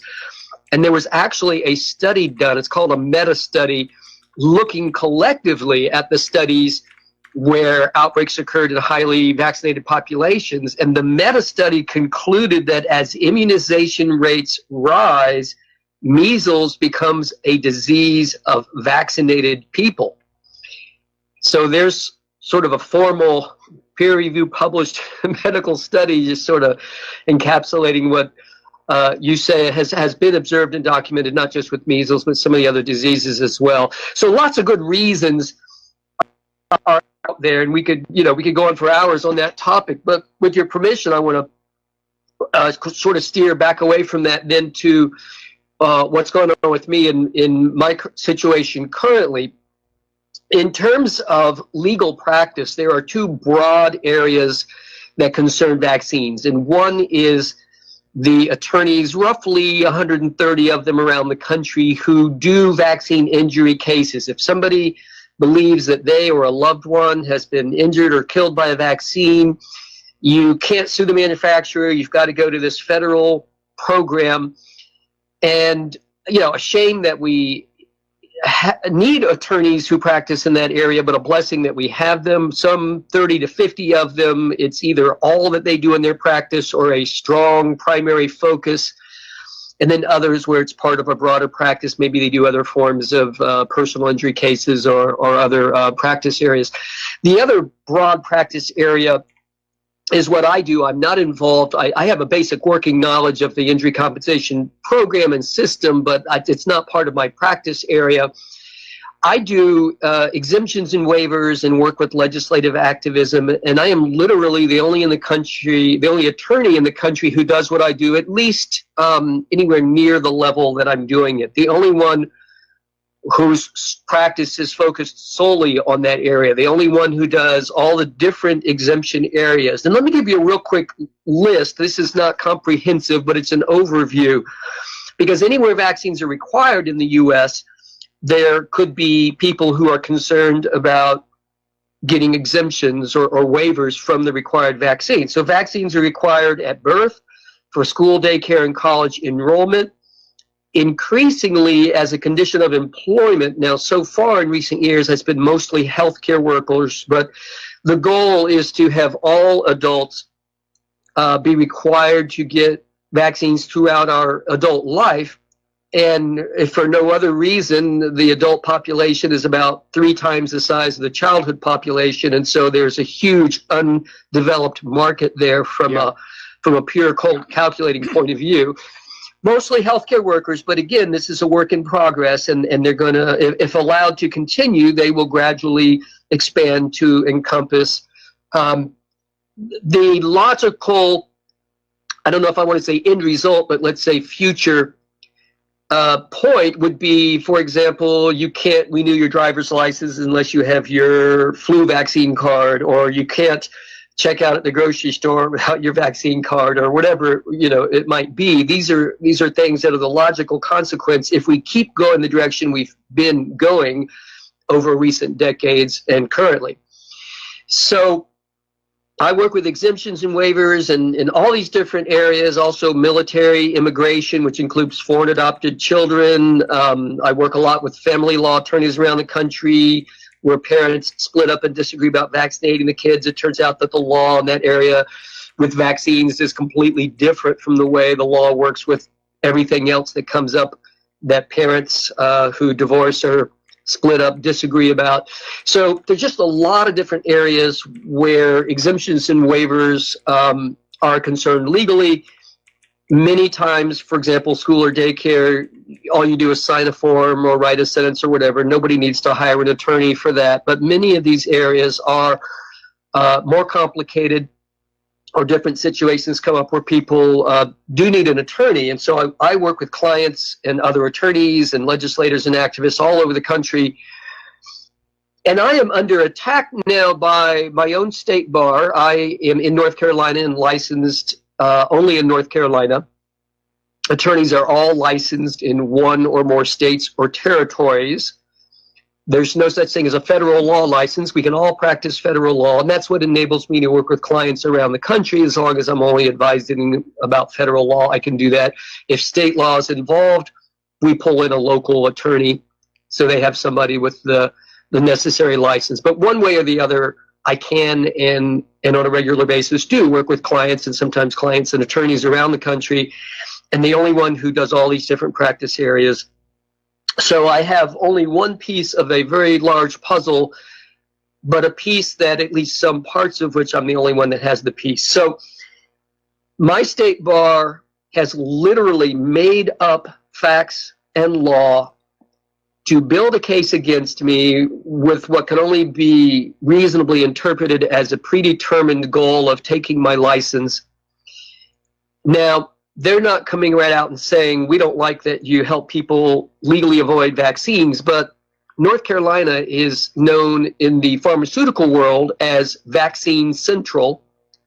We have 4 of the 5 biggest vaccine manufacturers here. There are several states, at least a few, if not several states, that have a strong pharmaceutical presence, and North Carolina is one of them. But we're probably the primary or top vaccine manufacturing state in the country. And I imagine it could be a little bit of an embarrassment to people in the pharmaceutical world or people in the mainstream vaccine world that the only attorney in the country who does what I do happens to be in one of, if not the top vaccine manufacturing states here. So I don't think it's a huge leap to say that they're coming after me because of what I do. But to be perfectly technical or honest about it, that's an educated guess on my part, but a very reasonable one. It does sound like it, and we know that in America right now, they're keeping the economy going along by just forcing you to buy more and more things that you may not need or want. And certainly vaccines are one of them. I remember when I was a kid, there was only one vaccine that was for polio. And now it's something like the CDC is recommending something like 33, 34 mandatory vaccines for young children. And the CDC itself, of course, is a vaccine company. They own the patents on something like 22 different vaccines from which they're making billions and billions of dollars. So, yeah, they're basically pushing to have vaccines mandatory for every single American in order to basically bring in more money. And because they are indemnified from civil litigation for harm that their vaccines cause, they don't have an incentive to really make sure that the vaccines are being safe and effective. In fact, I read another report that says this year's flu vaccine is totally ineffective against influenza A. And each year's flu vaccine, it's basically a guess as to what flu strains are going to be out there. And again, there's been this huge hue and cry over combined vaccines like the MMR, because nobody's ever done a study as to how those adjuvants are going to interact with each other when they're all mixed together. And we know the adjuvants themselves are a big problem. Ever since they started using peanut oil as an adjuvant, peanut anaphylaxis has just skyrocketed in this country. And it's because during that vaccine process, the body is building antibodies to everything that's in the vaccine, including the peanut oil. And when you're exposed to anything in peanuts, it can actually be fatal, and that's why so many products now carry warning labels. This product was assembled on machinery that may have been in contact with peanuts.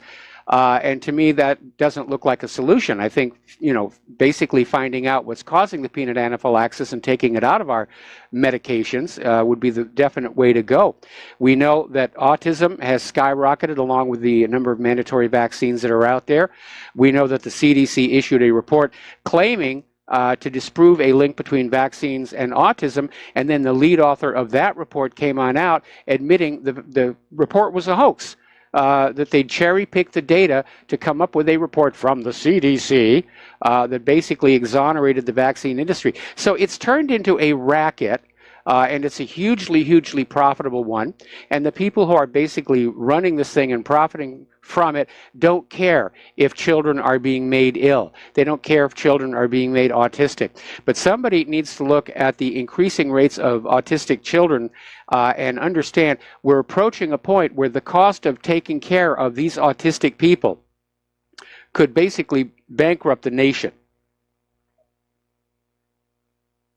We will fall apart if something, we've been watching the increasing autism rates, and they've shown no sign over the years of leveling off, but it's increasing year to year. And if it continues and I've heard different numbers, but somewhere around the late 2020s, 2030, early 2030s, every other child would be autistic. Now, all of these autistic children grow up, and then they have to be taken care of as adults. I don't think we're going to last that long. I think we will collapse as a society, at least as we see, know, and understand it today, because there won't be enough people available, enough money and resources to care for all of these sick and injured people. And the CDC, we have a federal congressman, Bill Posey in Florida, who has thousands of CDC research documents leaked to him by a whistleblower, proving that not only that the CDC has known for years that vaccines cause autism,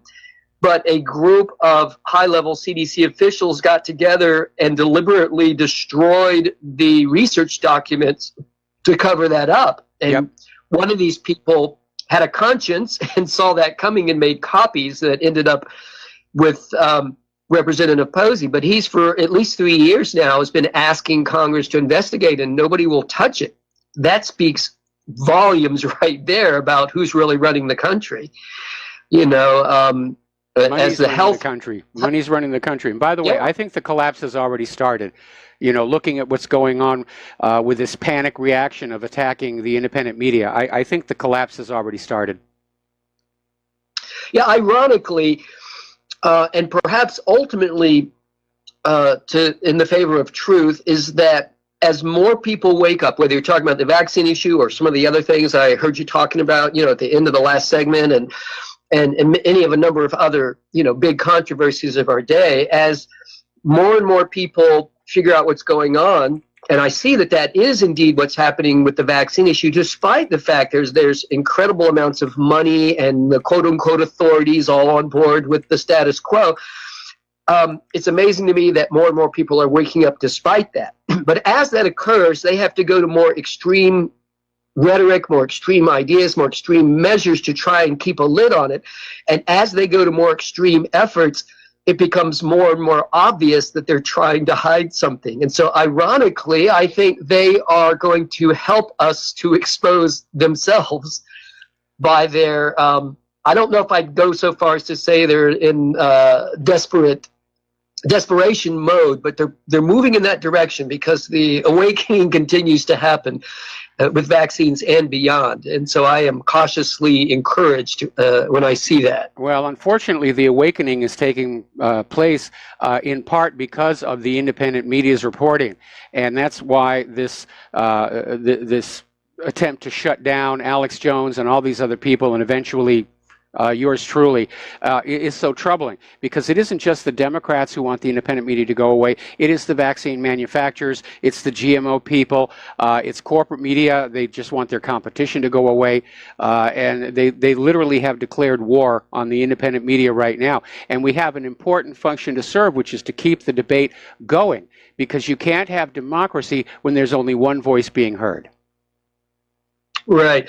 Well, I guess the question is, as they shut more and more of us down, do people tolerate that or protest in some way? You know, one of the things I've said is I've never been opposed to the truth coming out in the mainstream media, but neither am I holding my breath waiting for that to happen. We should really just nourish the alternative media, as more and more people have been going to the alternative media anyway, and that will become the new mainstream media. But of course, if they successfully shut it down, that may not occur. So it's going to be, this is a real interesting time here. It's going to be real interesting to see how things play out.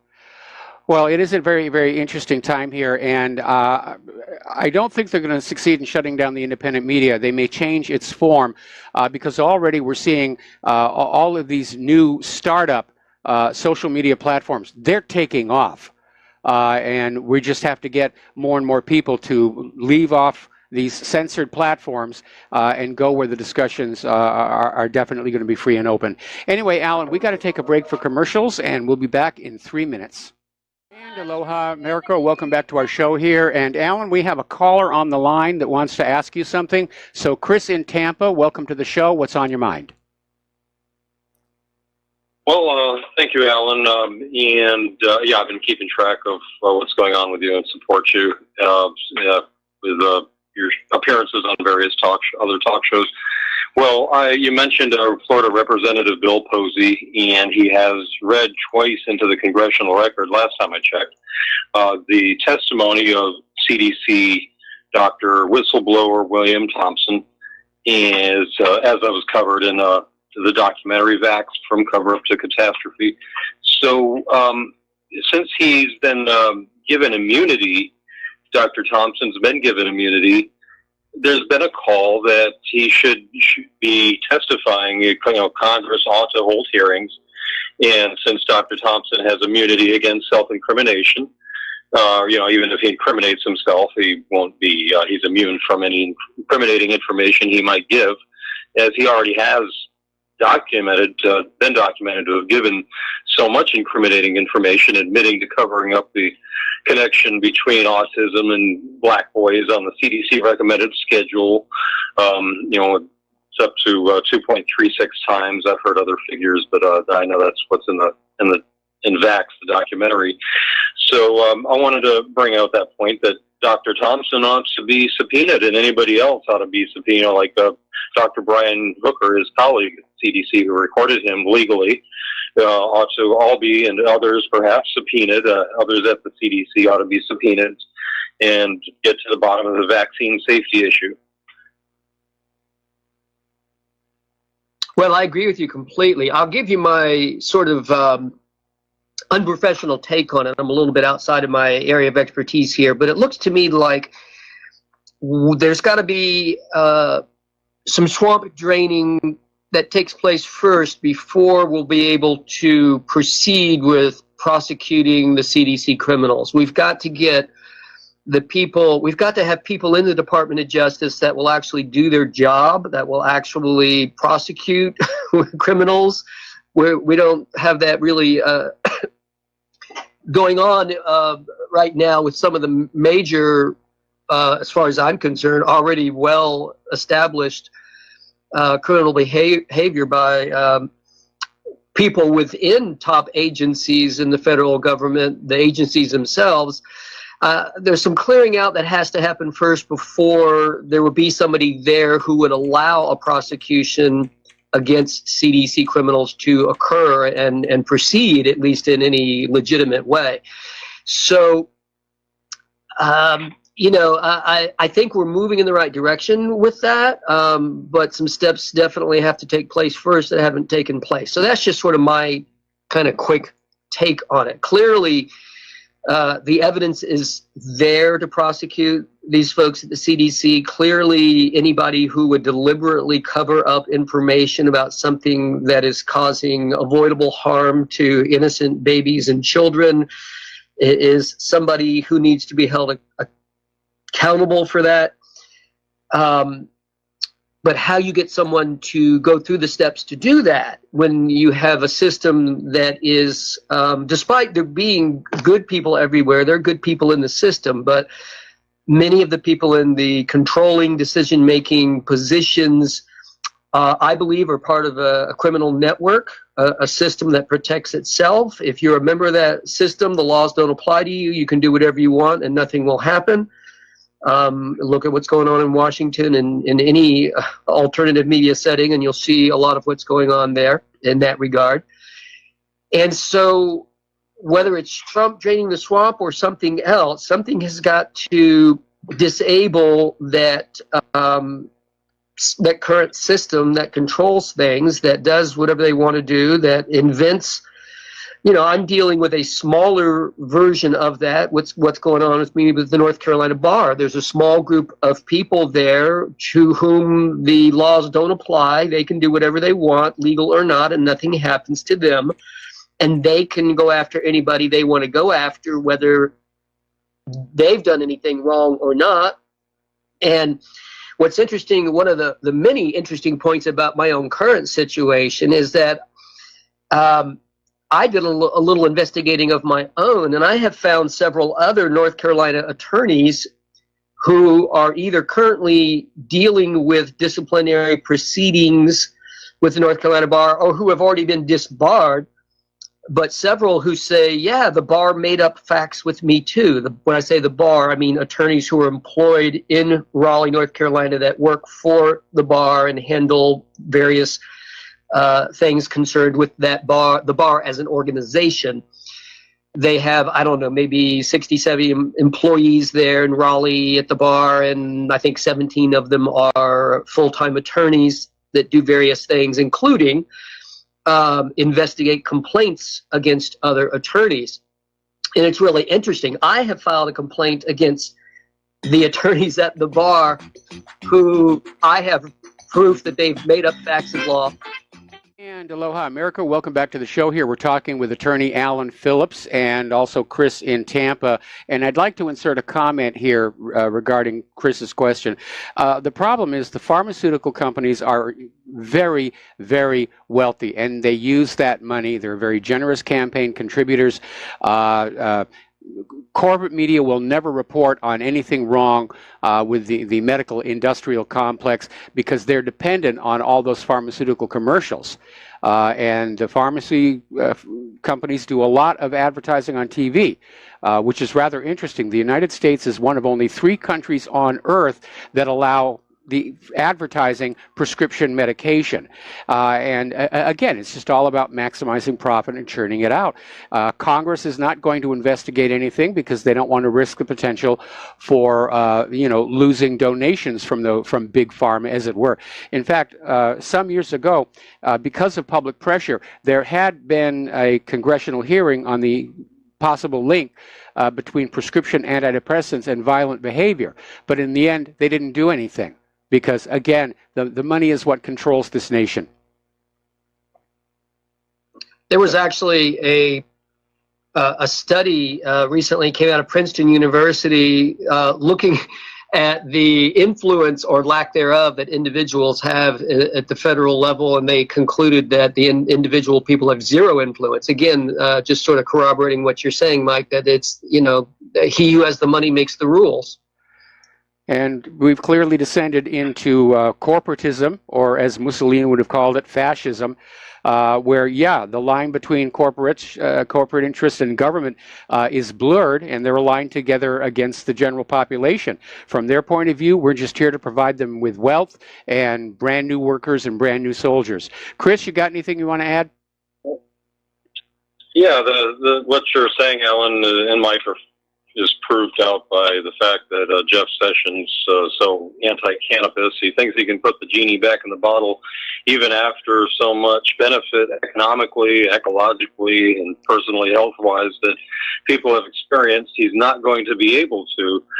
And RFK Jr. said a couple weeks ago, I know I told you this, Mike, already, that on the Del Bigtree show, Highwire, a couple weeks ago, RFK Jr. said that immediately after RFK Jr. had said that he had been selected for the first of its kind Vaccine Safety Commission, that he then lost all contact with Trump. So apparently, if that's true, then Trump was just using RFK Jr. as a mouthpiece to inspire confidence in the folks that we would have some review of vaccine safety.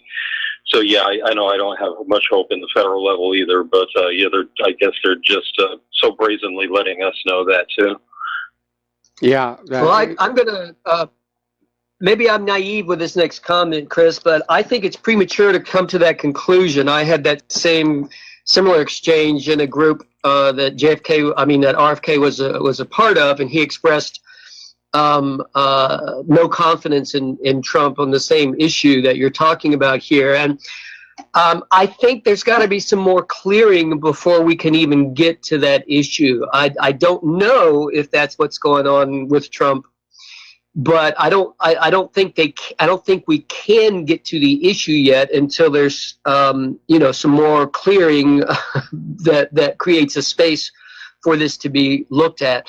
But if he attempted to go forward with it right now, the backlash from the pharmaceutical industry would be enormous. But if we have first a situation where we, for example, do successfully prosecute CDC criminals, then there's going to be a huge clearing and little to no backlash when somebody is looking at vaccine safety in a broader way. So I don't know. I hope I'm correct that it's not something that was set up either for false pretenses or even if sincere was abandoned, because that's a lot of people are putting those one or both of those interpretations on it. But I'm a little more cautious. I think it's premature to judge yet. I think we got a couple more years in this first 4-year session with Trump, and we'll see how far he gets with some of these other things and see if there isn't a clearing that ends up being created where we then have the space to go forward with the Vaccine Safety Commission.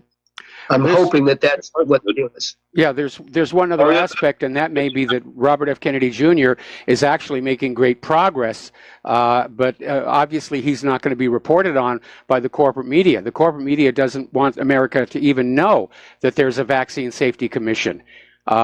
Because even just the awareness that somebody like Robert Kennedy Jr. Is concerned about that's going to give a lot of Americans pause right now. But a lot of Americans are very concerned about vaccines, and so inevitably, as you would see in a fascist government, the choice to vaccinate or not vaccinate is taken away from us. And we're simply told, you will vaccinate your children. You will buy all this medication and pump it into your child's arm and just keep the money flowing to the big pharmaceutical corporations. What started supposedly as a genuine means of providing health or preventing disease has descended into a flat-out racket. Well, that's good strategy, Alan, to give credence and believe in the sincerity of your adversary, in this case, apparently Trump. Even when you personally may not believe they're sincere, you can pretend and act as if they are, sending the olive branch and saying if they can come through, give them maybe 3 strikes, and then see what the deal is. But yeah, it'd be nice if somebody maybe at a press conference on Twitter or some other way could raise the issue. Ask him where, you've been elected now for 2 years now. We've been waiting to hear some news on what you promised us. So, I thought I thought that Trump was going to be very sincere. He has a long list of accomplishments that no other presidents have ever matched, and he's not even 2 years into his first term. So, the one, in sort of general terms, the one thing that he's done that is just unheard of in politics is that he's made promises that he's actually followed through on, rather than just to get elected in the first place. That is amazing. And I've never been a Republican. I'm not a Republican now. But I'm very impressed with the list of accomplishments. But you got to get into the alternative media to see what those accomplishments are, and not only that he's made good on a lot of his promises, but done so despite the most aggressive backlash probably that any president, at least in modern times, has ever dealt with. But Mike, if we could, I'd like to swing back around to what's going on with my bar situation, because I didn't mention that looking for sympathy because I'm under attack. I mentioned it because there are some things that your listeners can do to help with the situation. And I wanted to help them understand why this issue is important to all of us in the country who have any concern about the right to make your own informed choice about healthcare generally or vaccines in particular, and then what people can do in a very specific way to assist with this situation. Because being the only attorney in the country who does what I do, if I get taken out, not only is there no one to step into my shoes, but even if there was, they wouldn't dare do so because they would be next on the target list. So I do something, as I keep saying, no other attorney does, and so there isn't someone else to step in and take my place. And so the larger part of what I do is actually not legal practice in the sense of billing clients and providing legal services, though I certainly do that, working in all the different exemption areas I mentioned earlier. Most of my work is volunteer activism work. I do radio shows like I'm doing right now, have done my own radio shows in the past, intend to get a podcast back up and running again of my own soon. But do conference presentations, talk with people on the phone or through emails, all kinds of things. Probably a good 85% of my time is not billable time, because when I discovered this vaccine issue, I became very concerned, very alarmed. I'm passionate about the issue.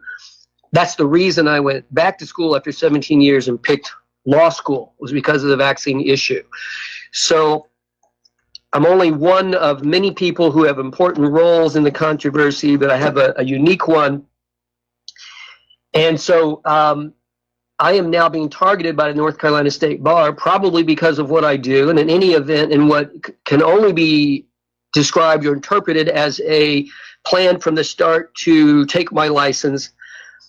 And there are several parts and pieces to this, but let me give, if I may, please, just a couple of quick overview points and tell people where they can go for more information, and then happy to talk about any of the details if you'd like. But involved in this are a couple of different investigations where a person who is now widely regarded throughout the alternative vaccine community as a troll made a couple of false complaints against me to the North Carolina bar. And from that person's perspective, just happened to hit pay dirt because it turns out there was already a corrupt group of attorneys there at the North Carolina bar who have, not only with me now and recently, but in the past, invented facts, used those invented facts to build cases against attorneys, ultimately, in some cases, leading to their disbarment.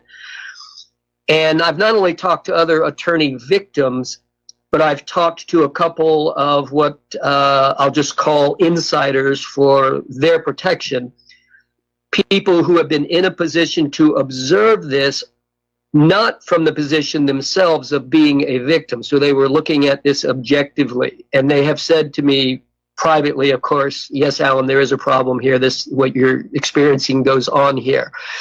So I've heard it from other victims, from insiders, and I'm persuaded, and seen it, of course, in my own situation, there are some corrupt people at the bar that are destroying attorneys' lives. And in my case, the risk is to the alternative health community that we lose a one-of-a-kind resource that, if you don't mind me blowing my own horn, is a valuable resource for the broader vaccine, alternative vaccine community. So normally, when they do investigations, somebody complains about an attorney, if they investigate, these are purely or solely administrative proceedings. They never see the inside of a courtroom. But bizarrely, the North Carolina bar is now suing me. They filed a lawsuit against me. And in the underlying administrative proceeding, they were asking me to turn over client files. They want to dig around through my client files and see if I'm doing anything wrong. Well, this is actually illegal. You can't do that. This is an actual legal term. It's called a fishing expedition, and you cannot require someone to hand over information and documents so you can dig around and see if there's a problem. So the whole proceeding is illegal from the start, as far as I'm concerned. North Carolina law says there has to be an allegation of misconduct. There has to be somebody saying you did something wrong. Even if it ultimately turns out to be false, there still has to be an allegation of misconduct. Well, they're not saying that I did anything wrong, but what they are saying is, well, you work with clients around the country, so you must be doing something wrong somewhere. That's really the message. I'm practicing law without a license in other states, is the concern. But they're not saying I actually did that anywhere. They're saying, in effect, you must be doing it somewhere, so we need to look through your client files to see if you really are doing it somewhere. So it really is as silly as it sounds. But the beauty of this situation is that I don't need people to agree with my side of the story or to believe me. I did the one thing that they actually will tell you not to do, but it really is the right thing to do. I filed a complaint against the attorneys at the bar because I allege they made up facts and law. Now, they can't investigate themselves, of course. And it turns out there are some organizations around the country that have also, and independently of me, filed some complaints against attorneys at the North Carolina bar. And they can't investigate themselves. There's a huge conflict of interest there. But that's exactly what they're doing. They're saying, oh, well, no, nobody gets to investigate us, but we get to investigate you. And these people are attorneys just like me. You know, they shouldn't be above the law. They're not supposed to be above the law, and they certainly cannot legally decide whether or not there's going to be an investigation of themselves. This would have to be conducted by some sort of independent outside committee or some independent parallel process. Well, good luck on that one. And if you don't mind, we've got another caller on the line who wants to ask you a question. So let's go to Chuck in Texas. Aloha, Chuck. Welcome to the show. What's on your mind? Well, first off, I want to make sure that we have a website, a GoFundMe or something so that we can, aid this man in his battle against what's been going on so that, us little money can fight the big money. That's number one. I want to make sure, Mike, please make sure that we have a way to help this man, because I'm just a working guy, but I got $100 right now for this. But now my point. do you think, sir, that the Trump administration is any better than any other administration that we have had as far as the medical industrial complex? I've seen mixed actions in regard to that. And again, this is kind of outside of my area of expertise, so I'll just, comment informally on this. But I've seen him do things where he seemed to be taking on the pharmaceutical industry. I've seen him do other things. It seemed like he was aligning with them.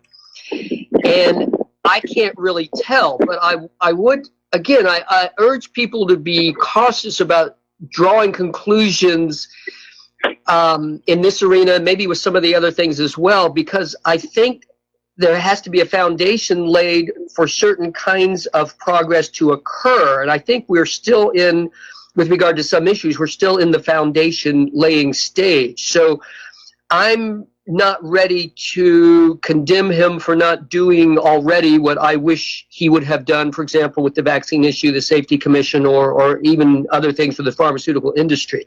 I think we're in a time period where a lot of corruption is beginning to be exposed, but just the exposure in and of itself, until it happens, and this is a great segue into the first part of your first comment, because the way you deal with corruption is you expose it. Alan, I'm sorry, we have to take another break for commercials, and we'll be back with the last segment of our program today after these few words. And aloha, America. Welcome back to the show. Last segment of our program today. And Alan, now's the time. Do you have a website? Yes, vaccinerights.com. Vaccinerights.com. And on the home page, there's a link near the upper right that refers to a North Carolina bar witch hunt. And that page describes the story, and there are links there where people can sign a petition. If they feel so moved, can contribute to a legal defense fund, which is not only going to help me with this lawsuit against the bar, but there is a group of about 270 of my clients from all over the country that have come together as a group who are about to hire their own legal counsel and intervene into the lawsuit. And by intervene, that means they become a party in the lawsuit. The bar is looking for an order for me to hand over years of client files, which breaches this huge fundamental principle of law called attorney-client privilege, this private information. As I said, they're not even accusing me of doing anything wrong, which is required to do an investigation in the first place. But they're not only doing the investigation, now they filed a lawsuit. And the solution here, you said, and with good reason, good luck on getting these people to cooperate with an investigation against themselves. Well, of course, they're not going to ever do that. But if we put a spotlight on this, and the spotlight in this case is going to be a combination of several different things. Yes, I have to participate in the lawsuit, because if I don't, I lose by default. But there has to be an out-of-the-box solution. They wouldn't have gone to court with an illegal proceeding unless they knew in advance the judge was just going to rubber stamp their demand. So there are a number of different steps that together are going to be designed and are designed to create a public spotlight on this, under the theory that even a bad person will do the right thing if there's a spotlight on them. So part of the spotlight is petitions.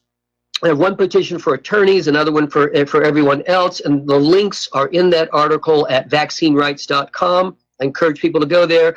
Yes, there are some opportunities for people to contribute financially if they want to. Those funds go to legal defense. Some of that will probably, maybe a lot of it, will go to help the client group get representation. There's even a potential for some other folks to get involved in the lawsuit, and I won't try to explain that further at this point because it's in very early stages, so we don't know if or how that's going to play out. But one way or another, even if I lose the lawsuit, even if they take my license, I am still going to, and have been working and will be working to coordinate and with the help of many, many other people. It's not something I could ever have done by myself or on my own, but to help coordinate and organize people within the alternative health community to be engaged and involved in activities that at the end of the day amount to putting a spotlight on the corruption. Because when there's a bright enough light, when they can no longer stuff it under the rug or hide it, the same is true with the vaccine controversy. When there's a big enough spotlight and nobody can hide from it anymore, then there won't be any choice but for people who have been involved in the corruption to be held accountable. Okay, well, Alan, we are absolutely out of time. My concern about them wanting all of your client records is, will these people be put under pressure, to get vaccinated or drop their requests for exemptions and things? Anyway, Alan Phillips, attorney, and I've just linked to his website from my website. Stay tuned for John Stadmiller. I'm sure he's got a lot of interesting things to share with you. Please take what you are learning here and share it with everyone that you know. Use email, face-to-face conversation. Stay off the corporate social media. New ones are coming along that we'll be able to use. But for the moment, it's basically back to SneakerNet to get this information out. We'll be back tomorrow. Aloha, America.